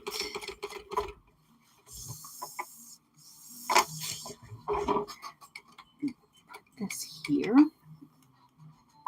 Okay. Let me see if I got a tag that matches what we're doing. You know, do I want Made to stand out? Because that's very Angel. And it's got the little, but there's also I'm rooting for you because we all kind of rooting for Angel. Make it sweet. I do like So Hot. I think I'm going to do So Hot, and it's got a little melting popsicle. Yeah, I think that one's pretty Angel. Here we go. Children get older. I've got ones that I still haven't put away. I paused my Sewing Blurbs membership because I just wasn't using them quick enough. But I think I'll probably re-up it soon. Okay, we're going to put... Actually, I am going to put this one where she recommends, which is in the divider pocket area, so that you can see both sides of it. Most of the tags I have are from the Sewing Blurbs subscription, which really is worth it. You get quite a few tags. There's just a couple that I don't really see myself using. Like, I don't like the Far From Perfect one. I don't strive for perfection. I strive for progress. Okay, this is going to bother me if I don't do this. There we go. Yep. Alrighty. Y'all, I think that actually worked. Yeah, look at that. I made cargo pockets on the fly. Shut up. So, I'm going to put a rivet here, here, and then I'm actually going to put one right here in the middle too. I think that's going to be a good idea. Yeah, I either get them from most of mine are from Sewing Blurbs subscription. And then some of them are also from Lauren Mormino. Hardwood and Hide has a lot of really pretty ones too. All right, let's pull these threads to the back maybe, hopefully. Come on. Come on. Why won't you come through? Yeah, that's the right one.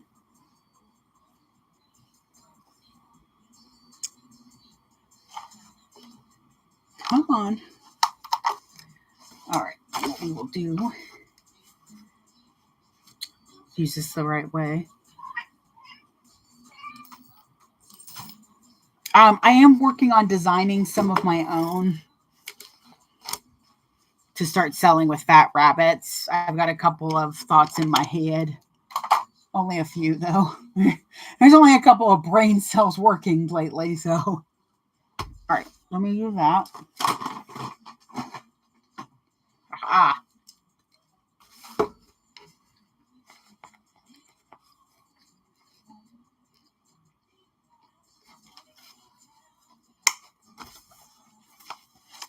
I can't believe this actually worked. Really should have put one that said sewn in chaos. I always feel like that's just how I sew. No! Lord, I don't know if y'all can hear him. Oh, stop, though.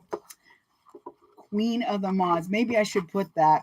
Like, I really want to do one that calls me a binding queen, but boy, every time I think about it, all I can think of is Bound Girly, and I'm like, that's going down a road that I don't know if I should share, you know? I've got those holes punched. Let me grab my rivets. What? What do you want? No, absolutely not.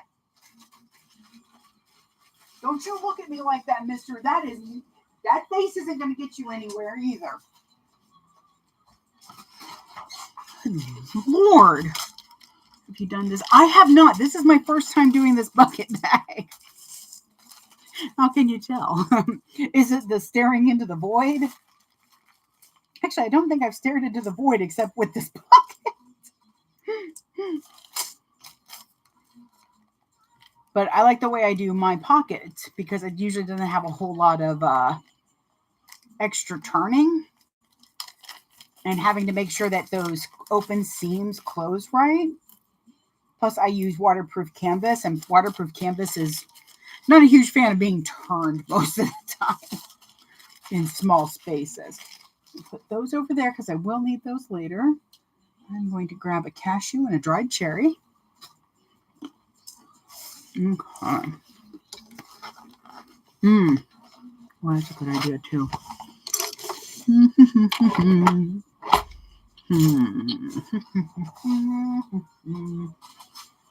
Aha.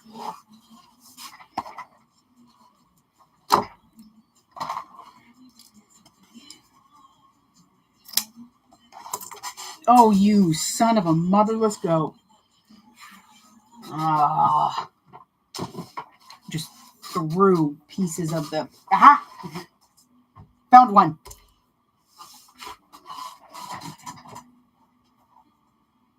Here.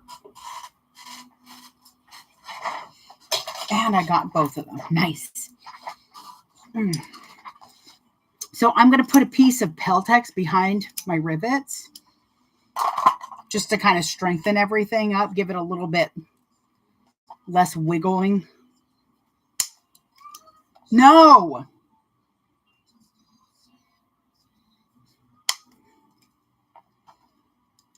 He is bound and determined to get outside. I need him to get used to not being out there because I am not going to have that heat in this house. Absolutely not.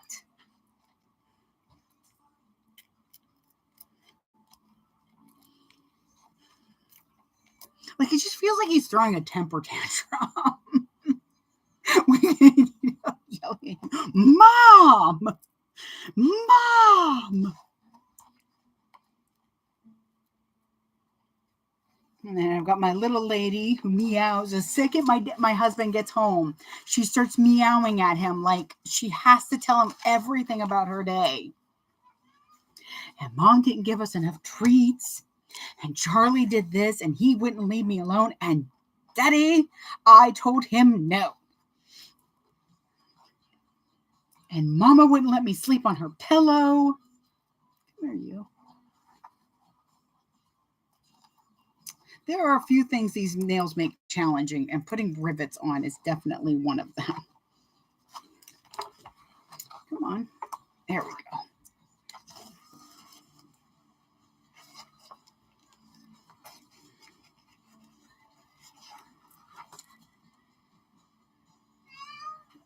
No. You are ridiculous, little man. I said no. Oh, it's not like you can ask your father because he's not here.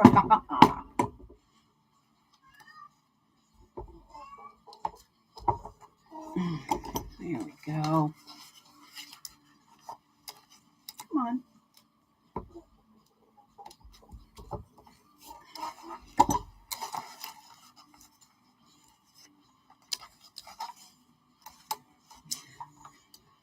Alrighty. Yes, I see you down there. Okay. Ta-da! Now we have a cargo pocket. Got any other bag subscriptions like the one from Katie? I'm not a huge fan of doing the subscription boxes, mainly because a couple things. I don't like mystery boxes that much. I've done the two from, I've done one from Lauren when she was working with Alex Stewart. And I love the Starry Adventure box because there was a lot of little surprises. And boy, was that hard to sit there and not just like tear open all those packages. But like the bee making one and that, I don't think I would mind if I knew what it was so I could skip that one. Like, because I also don't like doing the same thing as everybody else. Kind of picky about that. And it's a me thing. I think they're a great idea, especially if you're trying to learn more. Let's see, so that's done. If you're trying to learn, oh my God, what? No. Oh, yes, being cute is going to get you nowhere, mister. He just came over and he just reached his paw right up to my cheek. And yes, it was freaking adorable. I can't give in. No, the bee making box is a really good one because most of them are patterns picked by Jess from Okla Roots. And she is a bit of a beginner. She likes to do a lot of beginner bags and that. Nothing too heavy, which is great. I love to challenge myself.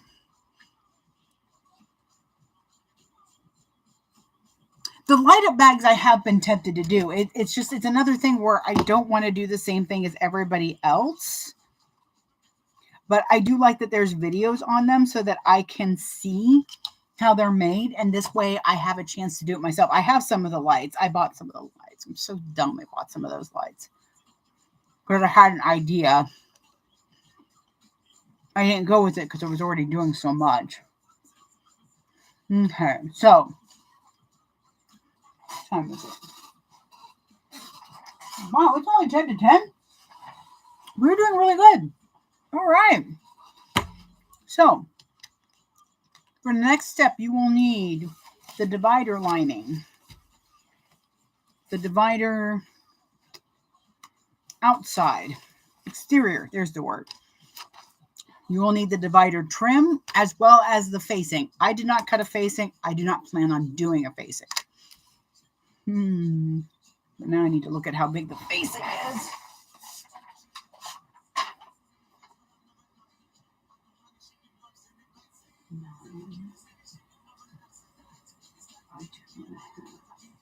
No. Where are you at? There you are. Okay. So hang on a second because I got to do math.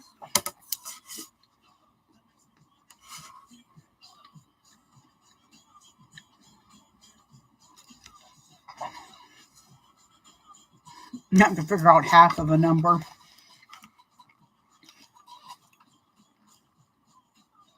So thanks. Okay, that's what I thought.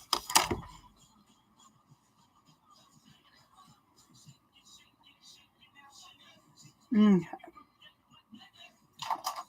So I'm having to do a little bit of extra math, and it's because this is the first time I'm doing this, so I don't know where I need to put the zipper. It would be easier if I was doing the facing, but I don't want to do the facing. I don't like how it looks. And it doesn't feel quite necessary.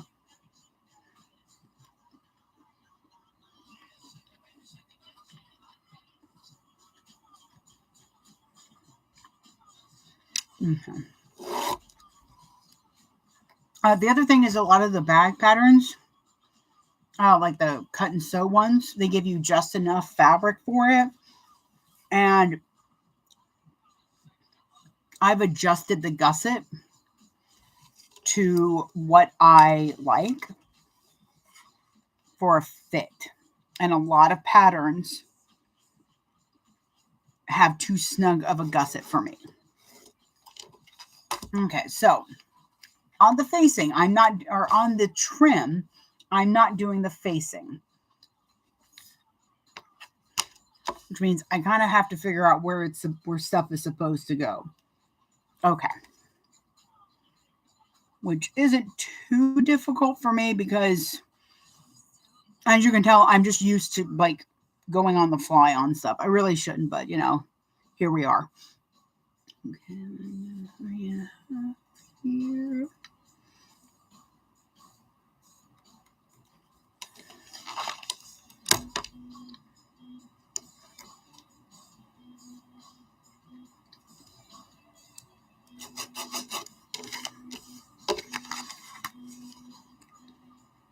So what I'm going to do instead of doing a facing is I'm going to draw the zipper box and then I'm just going to cut it out. This vinyl is thick enough that it would be, oh y'all, it would be a bit of a trial. And I don't like adding, nope, I drew that too big, my bad.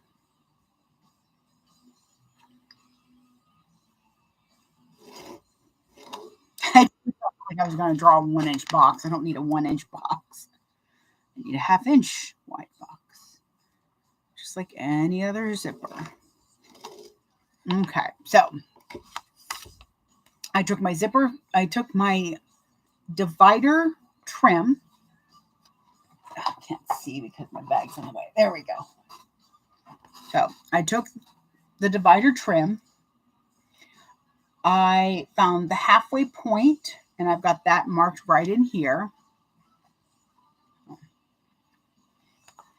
Then I saw the box that she has you drawing that you're supposed to sew on. And I drew that on here. There's an extra line because I was not thinking for a moment. So I need to make sure that I don't accidentally cut on that one. So what I'm going to do now, because it's vinyl, I can have it raw edged. So I'm going to use this one. Here we are.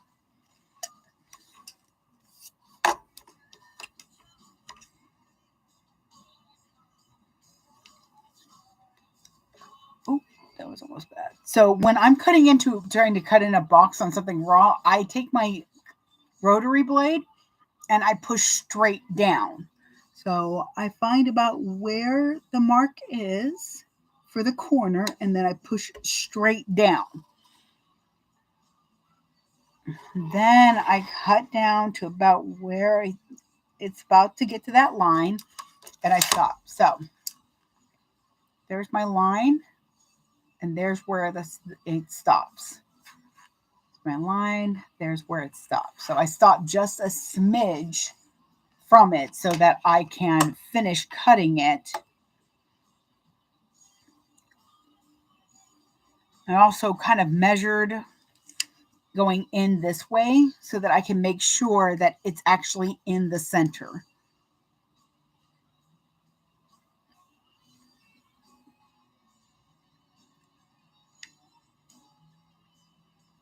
Okay, so straight down.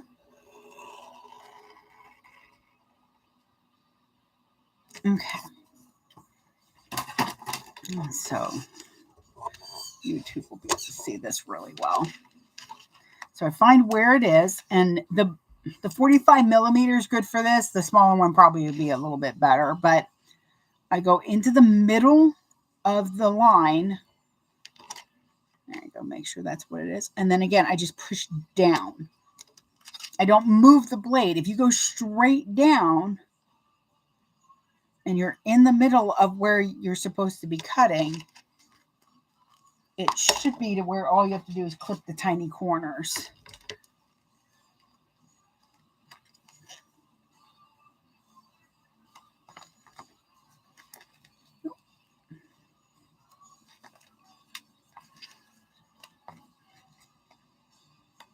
If you're concerned about overcutting, then cut with scissors. It's not a problem. Okay, now I've got that little strip there. And now I have my zipper where the zipper is going to go. I don't feel like you're going to be able to see the zipper on the inside, so I'm not worried. That's the other reason I'm not worried about the facing. If you are, you can put your zipper down and then put some heat transfer vinyl on it. No. Okay, so now I need the zipper. Did I pick zipper tape? Go ahead. I thought I picked zipper tape. No. I was trying to pick zipper tape.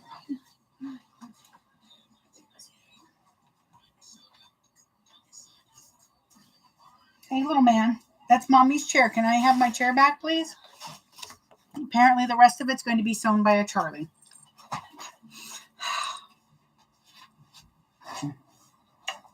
Is this what we have to have as a Charlie break? Don't you bite me. Don't you bite Mommy. You know how to tell me that you want down. I mean, he's purring, so. Yes, you see that he is extremely needy today. See how chill he is now? He's falling asleep.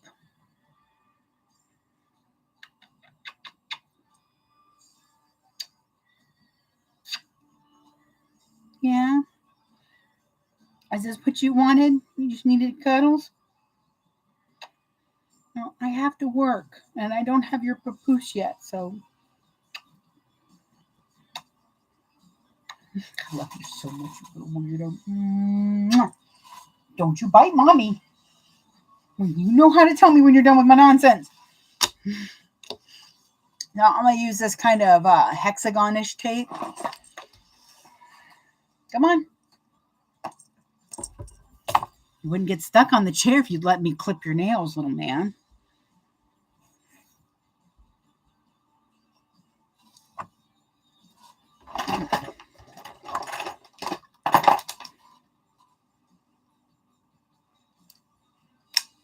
There we go. Okay.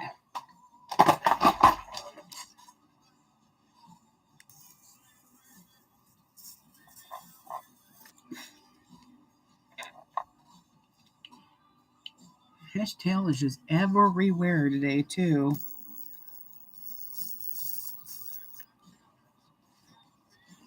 I'm just making sure I actually hit the fibers with the pen. All right. Where are you at? I know I usually use 1/8 inch when I put put on a zipper, but with this I can put it where I won't. There we go. So I'm going about 1/4 inch from where I'm going to be sewing, or from the box edge with my tape.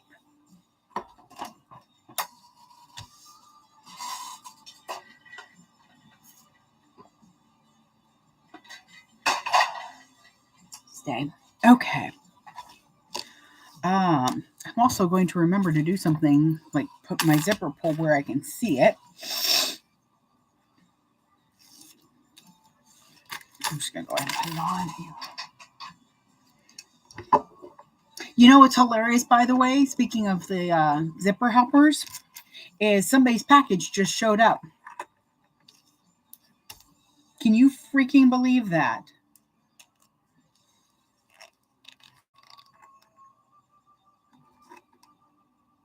They just got their refund check in, and then bam, there it is. She's like, guess what just randomly showed up on my doorstep?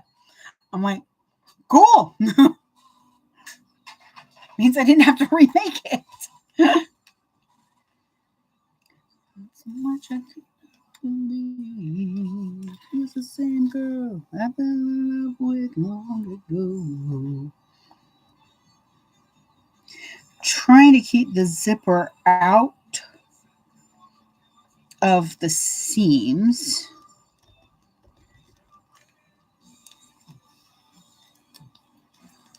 I'm going to go ahead and pull my zipper pull in so that I can get it to sit properly. There we go. Okay. Now, it does have the raw zipper edges. If this bothers you, heat transfer vinyl, a piece of heat transfer vinyl over it would not add any bulk anywhere. You can also do a different facing where you cut it out, kind of like the lens purse pal, how you cut the box and then you fold over. That would also work as well. I'm okay. You're really not going to see any of that. Though I do have a lot of marking, so I might cut a quick piece of heat transfer vinyl to put on there. So I'm going to start a little bit away from my zipper pull. Back stitch.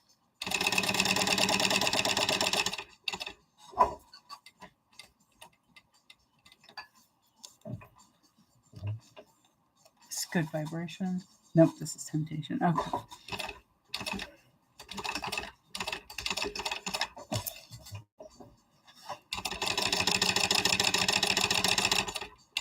Once I get about where I started, I'm going to pull my zipper pull to the top.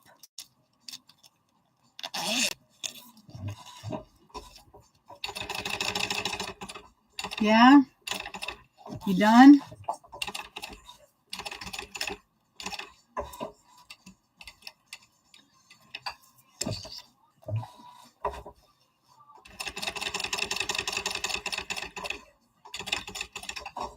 All righty.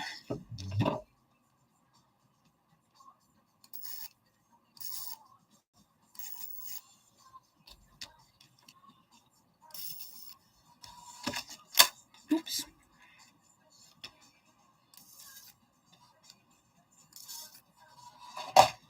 All right. Ta-da. That's taken care of. I really love that little heart there. It's so cute. Okay.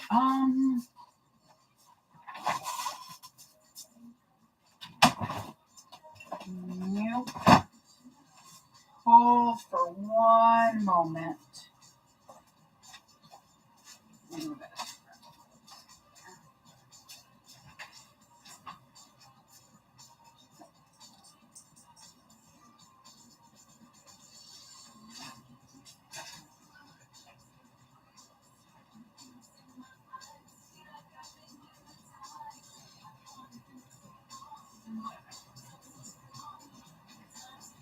Come on, you. Out you go. Come on. Out that.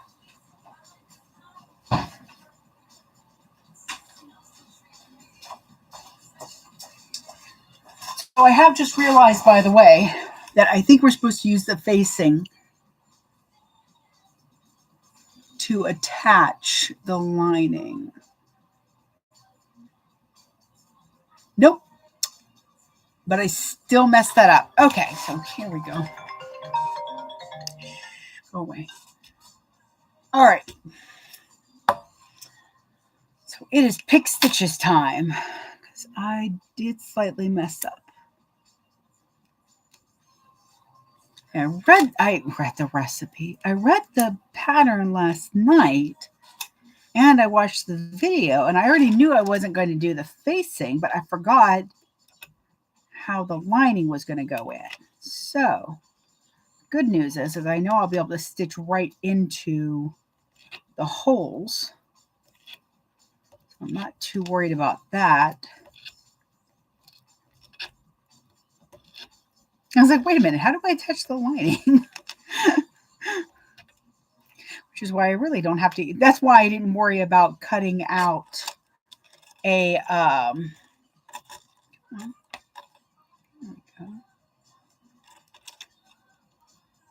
it's why I didn't really worry about cutting out any type of heat transfer vinyl. I mean, to be fair, if you're using a waterproof canvas that you can't tell the front from the back, you don't really have to do a lining. You could, I'm going to have to just cut that because that's back stitching right there. You just then attach stuff.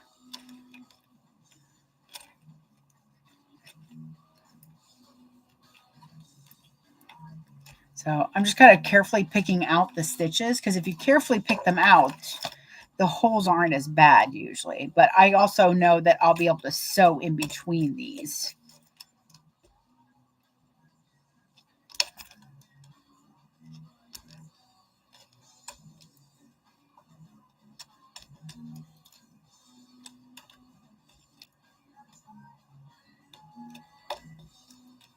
It also means I have to take my zipper pull off and redo it when I get the other thing on.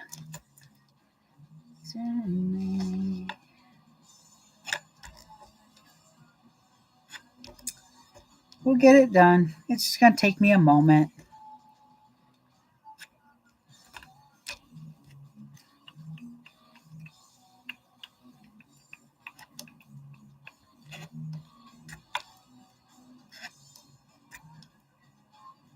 I will say, by the way, with the kits, I think they're a great idea. I do.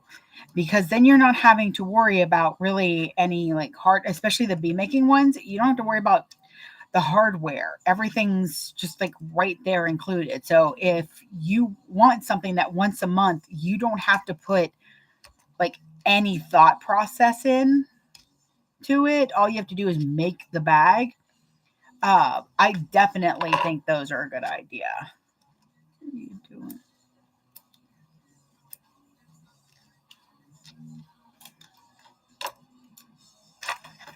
on. There we go. Like I said, if I pull the stitches out like this, then either the holes will heal up with a little bit of heat, which I'm not going to worry about, or I can reuse the same hole. Because I know what stitch length I used, and I know the speed I generally use when sewing this up. So I'm not worried about the holes of this. I'm worried about it functioning properly. Oops, Nikes. Not what I wanted to do. There we go.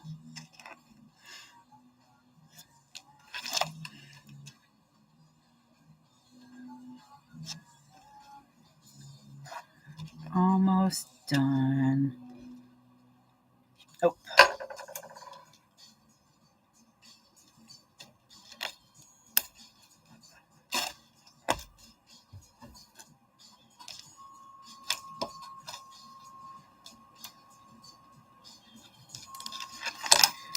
Oh, okay. I'm like, why is this thread not coming through? It should come through just fine.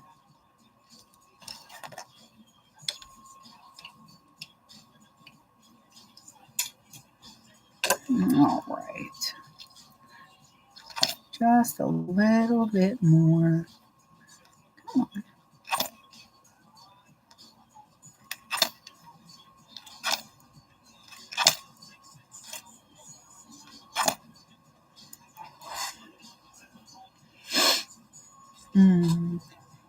For anyone joining us, I am making the Bella bag. I am having to undo some stitches because I made a mistake. But with my mind on my money and my money on my mind. I got the 90s playing in the background. And we are going to get this done. Okay, so let's say you did the zipper facing. I've got it. I was hoping the tape would stick on there and not on the zipper tape. You know what? It's got fuzzies on it. So let's imagine you did the zipper facing. I did not do a zipper facing. I just cut out the hole. So then you would sit this aside and you would get your zipper tape and your two lining pieces. And we are going to look at the directions on which side is supposed to be which, because I might have to recut this zipper. Gather your, oh, okay, so it's supposed to be, okay. So is it long ways? It's long ways. Okay. This really is one of my favorite ways to do a zipper anyways.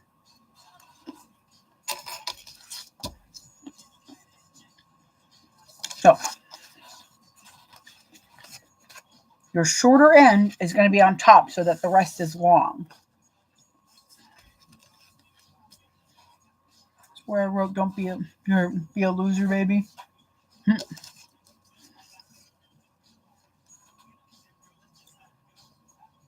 Okay.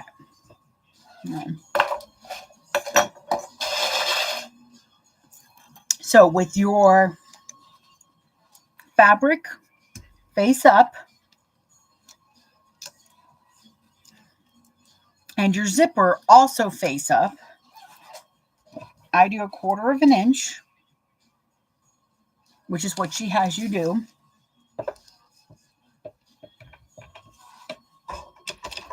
If you have thinner material, make sure you're not yanking. You're going to want to hold your lining steady and hold your zipper teeth straight. So don't pull at the part around it, the nylon. You're going to want to pull the zipper teeth.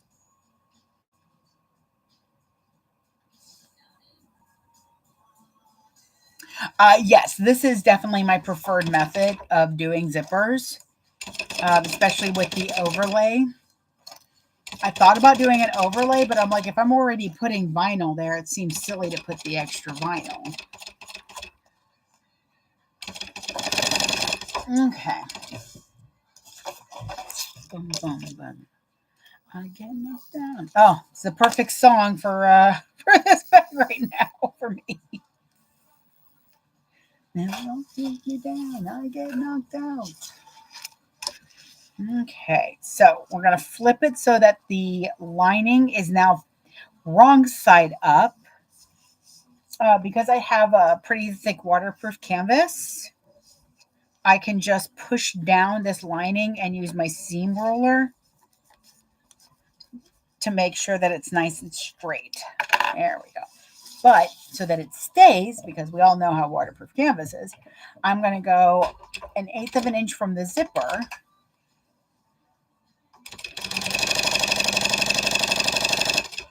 and just sew along that edge. You can use double-sided tape if you want. That's no problem. Just remember that you're going to be layering double-sided tape everywhere then. Ah, Cynthia, I'm so sorry. Work, bleh. That's what my husband would say too. All right, then we're going to take our other piece. We're going to put right sides together. We're going to line up the sides. And then we're going to line up the zipper to the top.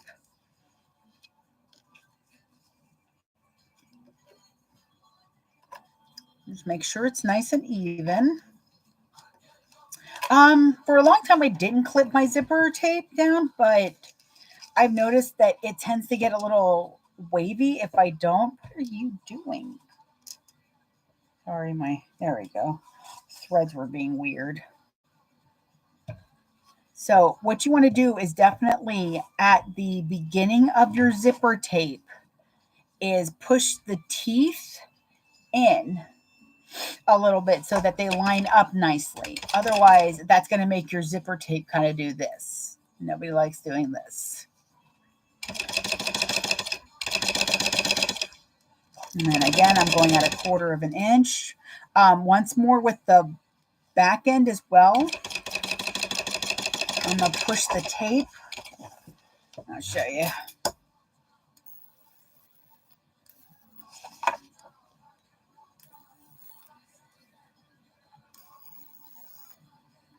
Okay, so when I'm sewing, when I get close to here, I push the tape so that, because you see how it's nice, sitting nice and straight?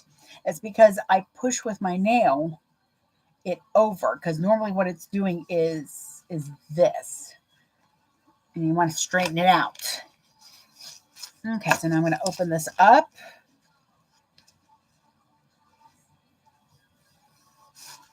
Also, for the longest time, I've been doing 1/8 of an inch when I put these together, and I think 1/4 works better. Okay, now I'm gonna base this down 1/8 of an inch. When I'm holding down the zipper tape, I'm pushing down on the zipper tape and pulling down on the teeth. So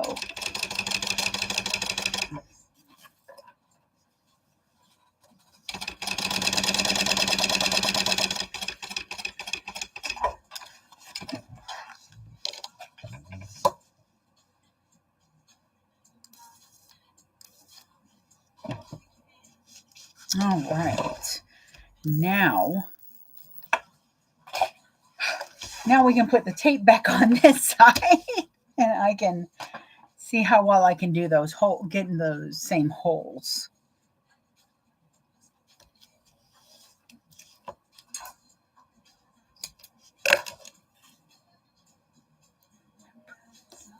It does let me know where to put the zipper tape though.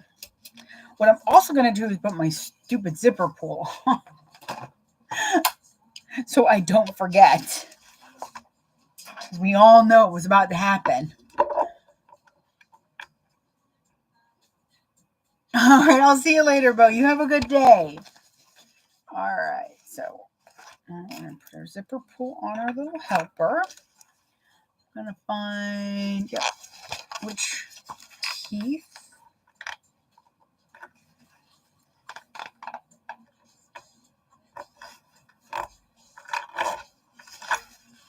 See how well that works. That looks fantastic. Oh, okay. All right, so I want. Do you remember the time we first met? I take both pieces of tape off. That's me. I've done this enough now that I am confident that I'm not gonna mess that up too much, I guess. Let's stick that out there though. Make sure that my lining is put on evenly. Just gotta squeeze these teeth together. And that should get me there. All right. Let's see how well we can do this without it getting stretched weird. All right.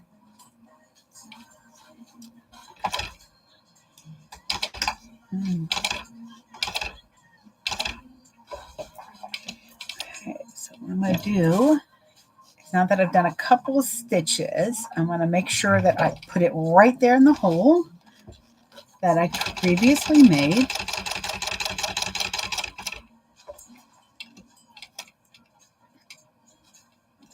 Okay.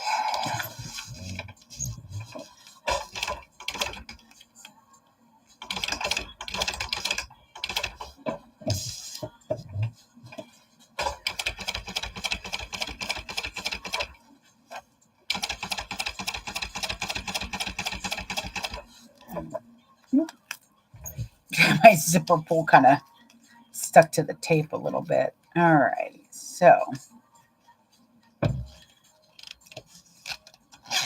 there we are. Okay. Good Lord, Alexis, if you watch this, I'm so sorry I didn't read the dang directions. Again.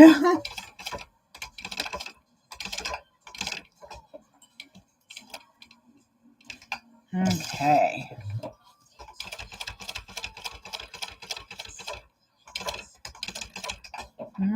Okay.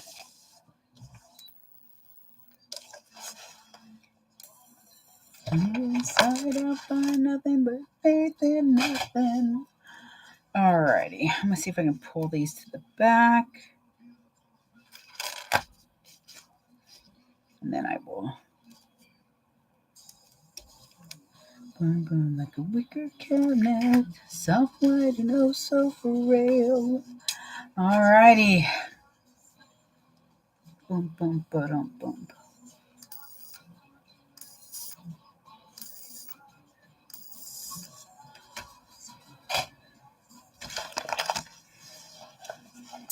Check that out.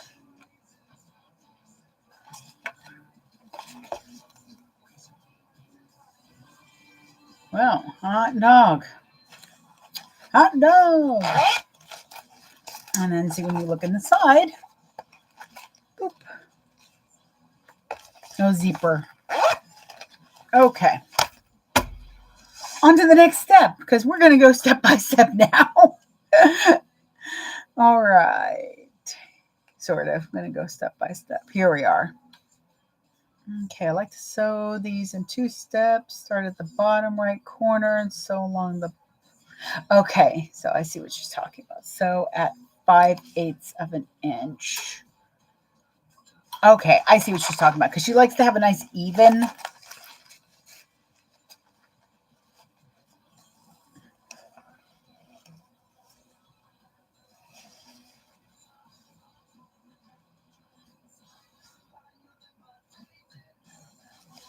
Okay. I am extremely happy with how well it's coming along. So it's going to sit like this, kind of in the top. So you can fold it down to get everything to match nicely. She has the seam allowance in here, but I think I'm going to go just a little bit more.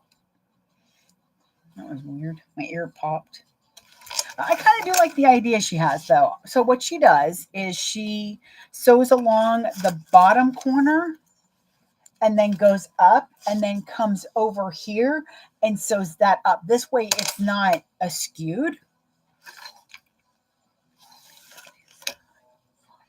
So I'm going to mark my seam because it is a large seam allowance.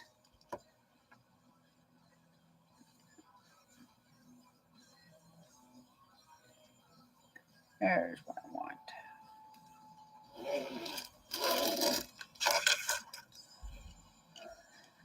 Doesn't look like you get all the way to the top.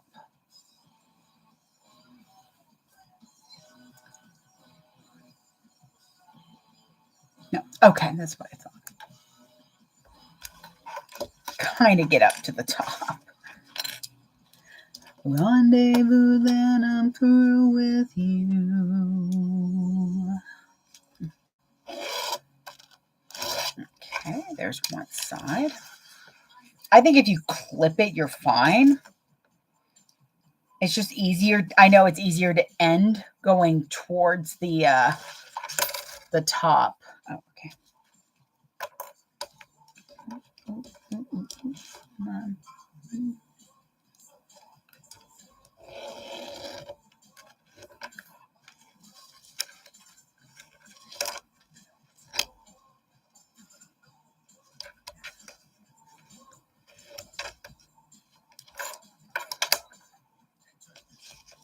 So what I do is I make sure everything's nicely clipped. If you do have issues where your lining likes to askew sometimes, or if you're working with fabric on this part, like I'm working with waterproof canvas, so it doesn't have as much of an issue with stretch. I'm going to put my zipper pull straight in the middle. So what I do is when I have to sew anything like this, okay, well, first of all, I'm going to make sure. There we go. So I'm pulling this up and then I'm going to pinch. I'm going to start like I'm sewing towards the top. And then I'm going to backstitch back down, and then I'm going to turn the project all the way around. Make sure that everything's still lined up.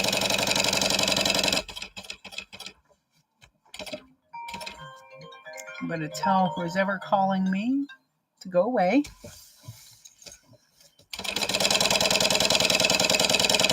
Piss off, ghost. Alrighty. And then I'm going to go up this way.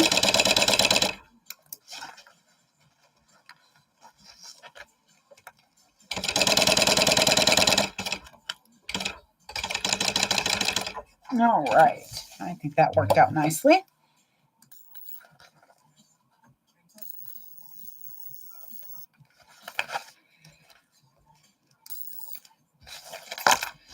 And then we're going to trim this down.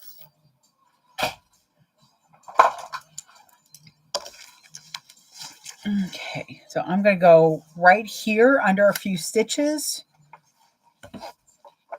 And she says to trim it down 1/8 of an inch. Or 2 1/8 of an inch.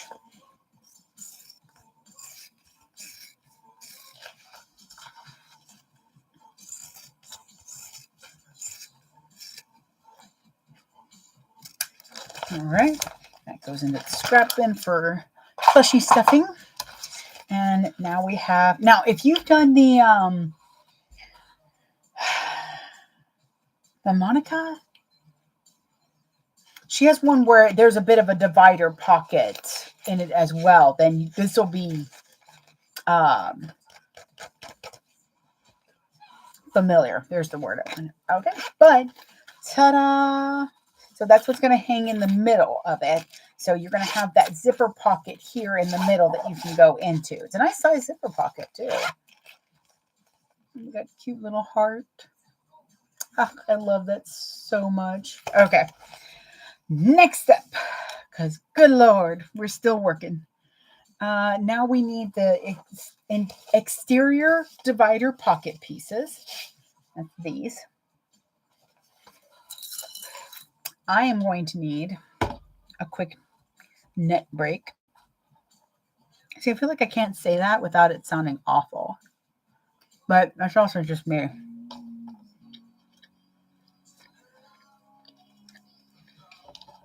Granola. Okay. What is it? 30 past 10. So,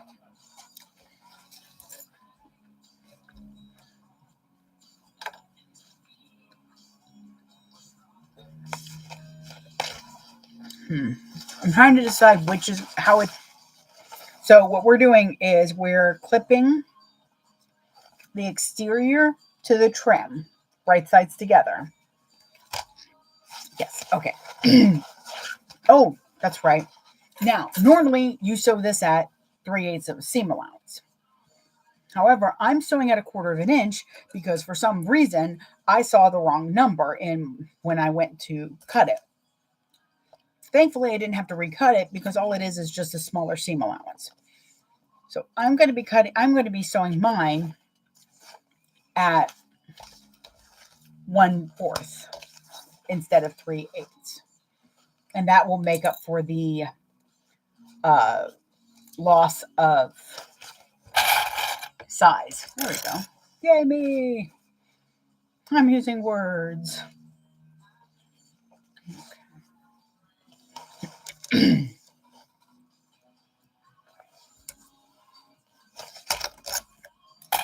Alrighty. So another thing I look at for a production bag, by the way, is how much cutting do I have to do? Can I get away with just cutting rough shapes like I do with the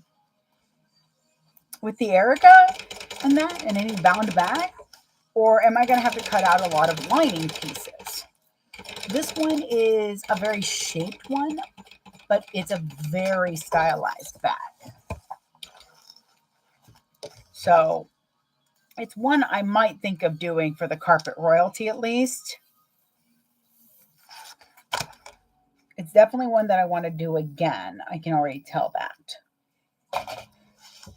And not because I think I need other changes. Honestly, the couple of changes I've done are working out nicely. Not surprise modifications, however. Now that I know which way I'm supposed to fold that pocket. Y'all will tell me if you see a ghost or something in the background, right? Because I'm just getting weird. It just feels weird. It might just be my sugar's low. It might be the fairies messing with me.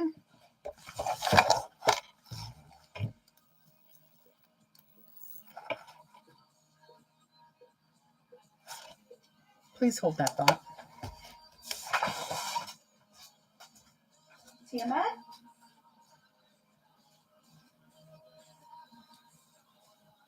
Tiamat?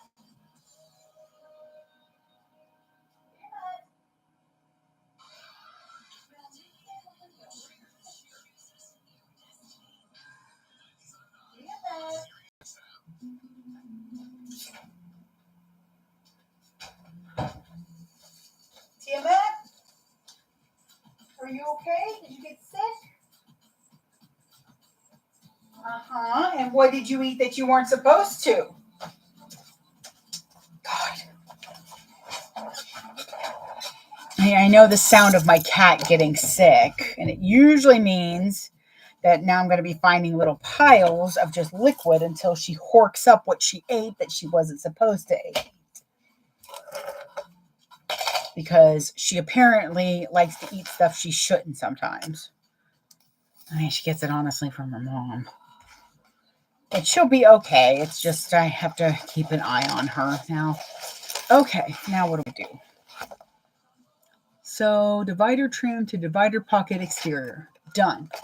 Trim away only the divider pocket exterior. Okay, so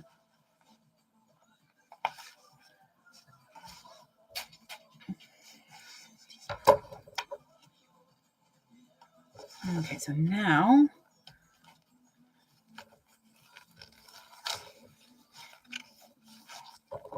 she wants to trim away just your pocket exterior. Wait. Trim away only the divider pocket exterior. Okay, well, I'm just going to keep trimming this because I've already started, and then on the other side, I'll do it correctly. Okay, so once you have it sewn together, she wants you to trim away just the exterior.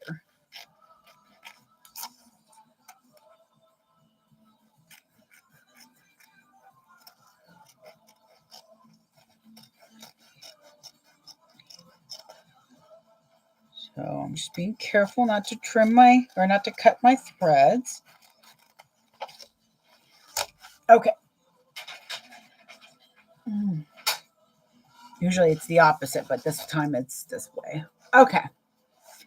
Then it says fold divider pocket exterior away from the trim. So I'm going to do this. And press carefully. The seam allowance should be pressed away from the trim as well. Okay. So it's honestly, she's having it to where it's going where it naturally wants to go anyways. So your seam allowance should be behind your exterior. Go ahead and do the other side real quick.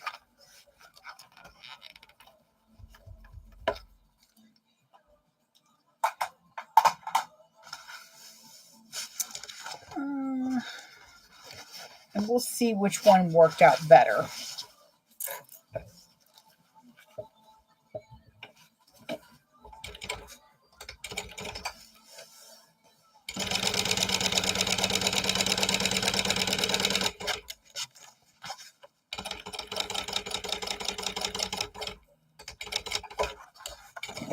You're going to want to make sure when you're doing this that you're not accidentally stitching through your zipper pocket.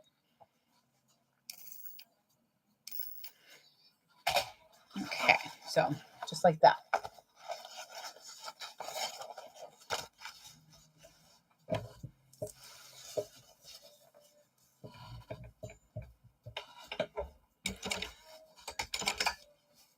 One thing I love that Alexis does is she really thinks about how the bulk is going to affect the bag.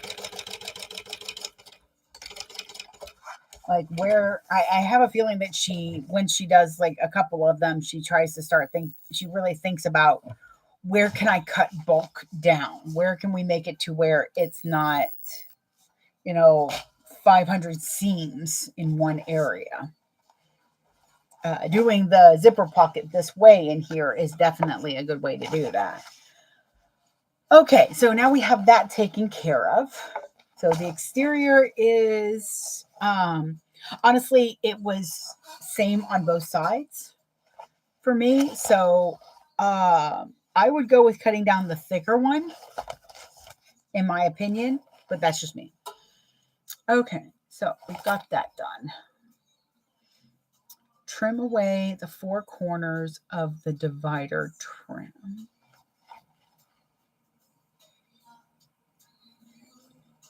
Let's try that again. Once your top stitches is done, trim away the 4. Oh, these. Okay. Again, these are all methods to help with the thickness.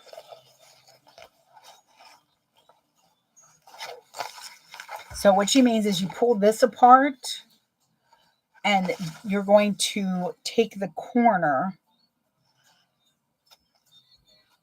and cut that down.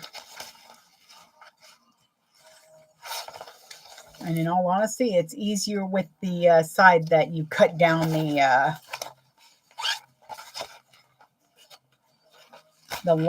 exterior. But I mean, it depends also on what you're using. Like I'm using waterproof canvas in this, so it's not going to be as thick as if you use vinyl and vinyl, which I would have to look at the cut sheet to see if that's what she uses. Okay, now lay the divider pocket exterior right side down. Align the seams so you've just sewn together and clip.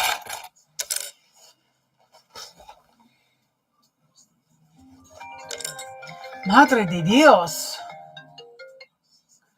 Everybody's calling today. Okay.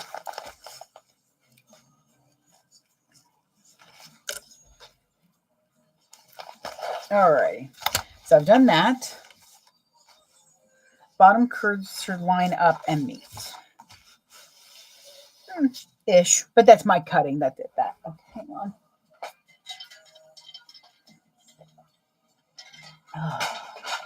Gotta hydrate to sew straight. Okay.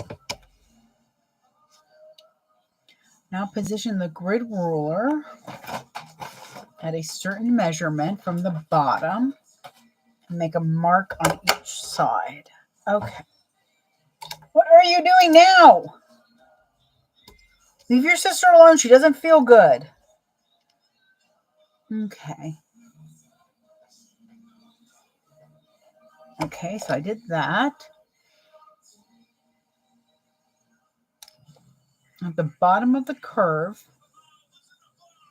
Okay, so what she does is she takes the ruler and she puts it kind of catty-cornered on the corner. So she takes the point and goes up a mark or a measurement.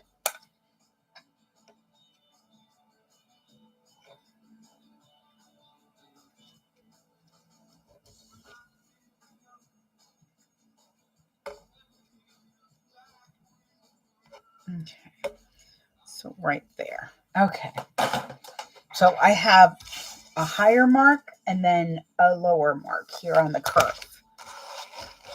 I'm going to clip these because I know we're going to sew this together and I want to keep it situated. I think this is where she said to put in the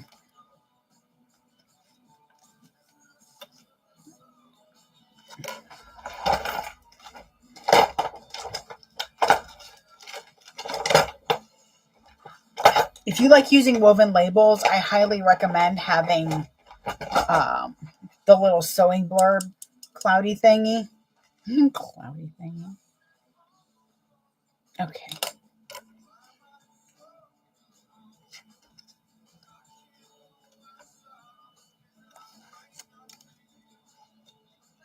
I'm just going to clip that so I don't forget about it. All right.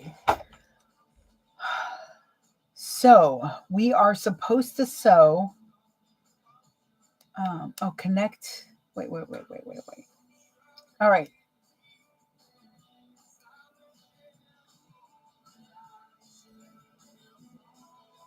Okay. Approximately 1 inch up from the mark.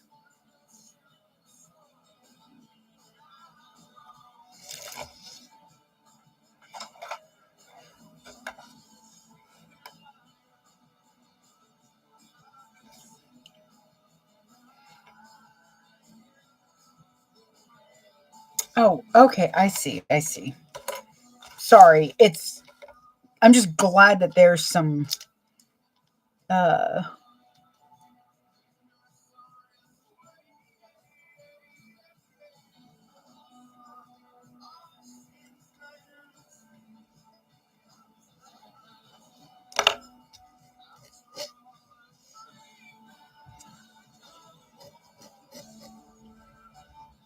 okay.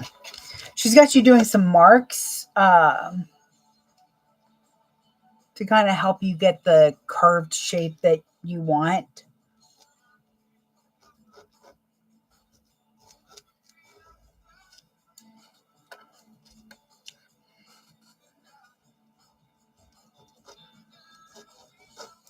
Okay.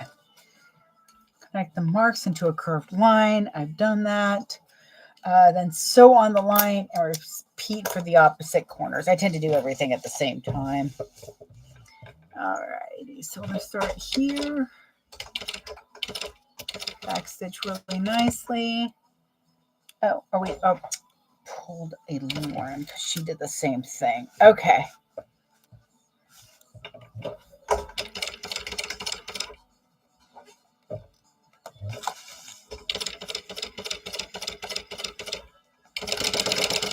All right. I think I that mostly. It's not great, but it's a little confusing. So I might have to watch Vanessa's video again. She's really good at pointing out those kind of particulars. All right, so I think, yeah.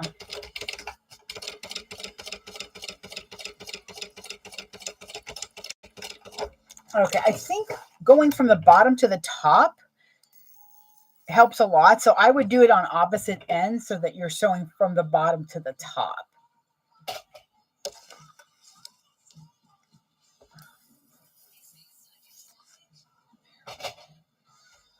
Okay, let me get my pinking shears, and then she recommends using pinking shears to trim this off.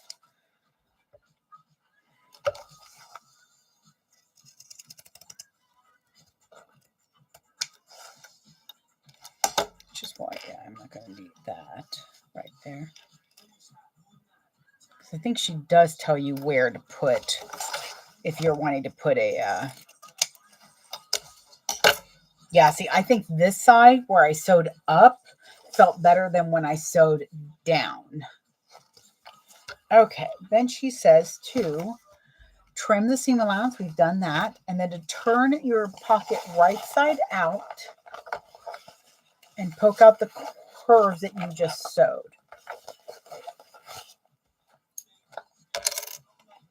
Helps if you unclip it. Because then what you can do is just come over here and then pull it that way.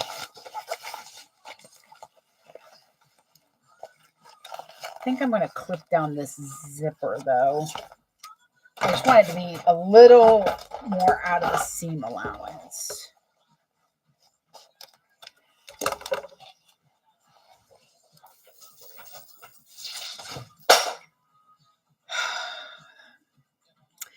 That's just Charlie. You okay, buddy?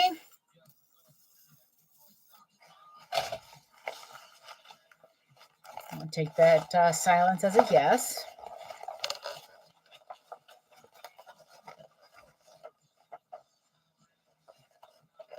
Okay, so those are both out of the seam allowance. Okay, perfect.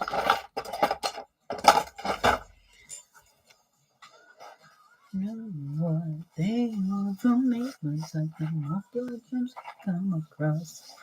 Okay, so turn your pocket right side out, poke out curves. I'm going to take my, it's not really a curve, but it does look like hers. So I will take it.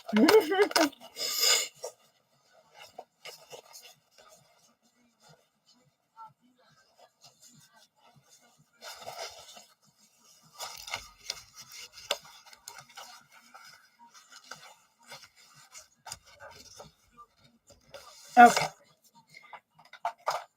So I've poked out the curves. Clip side seams, right sides together, based sides and bottom, okay, at 1/8. If you're using a sew-in tag, this is a good time to install it. Okay.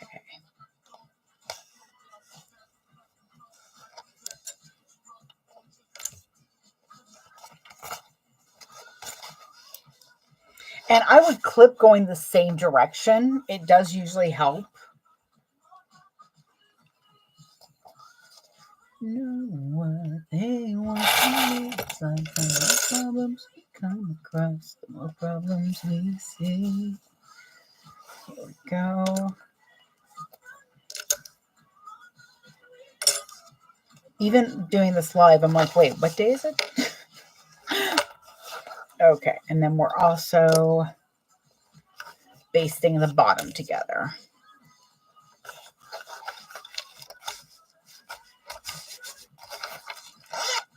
Let's see how my pocket sits in this too.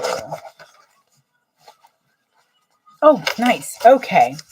So I have about 3/4 of an inch right here between the bottom of the pocket, the inside pocket, and this. So that's good.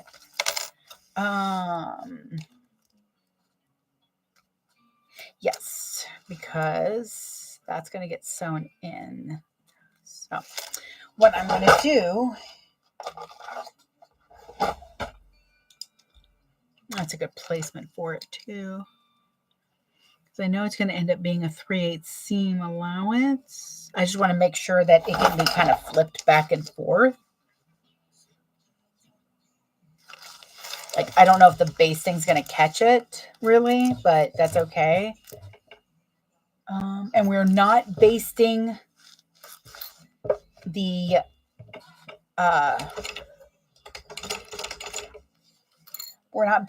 top. Come here, doggone it. Put that in a minute. We're not basting the trim, just the exterior.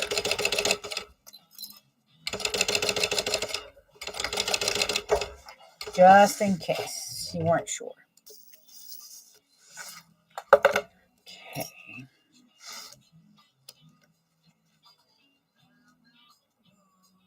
Okay, that's about where I'm going to want that.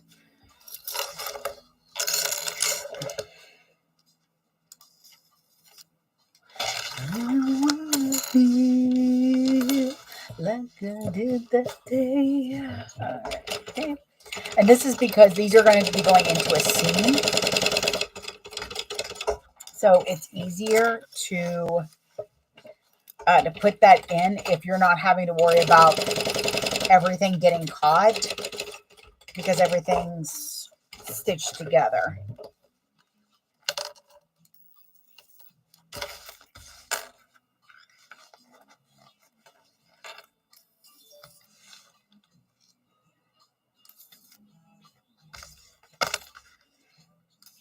Just clipping my jump stitch here.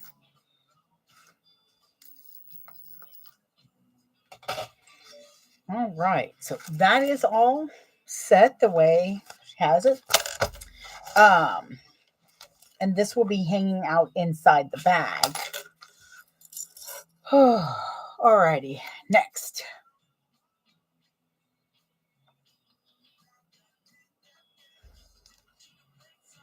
Now we work on the recessed zipper.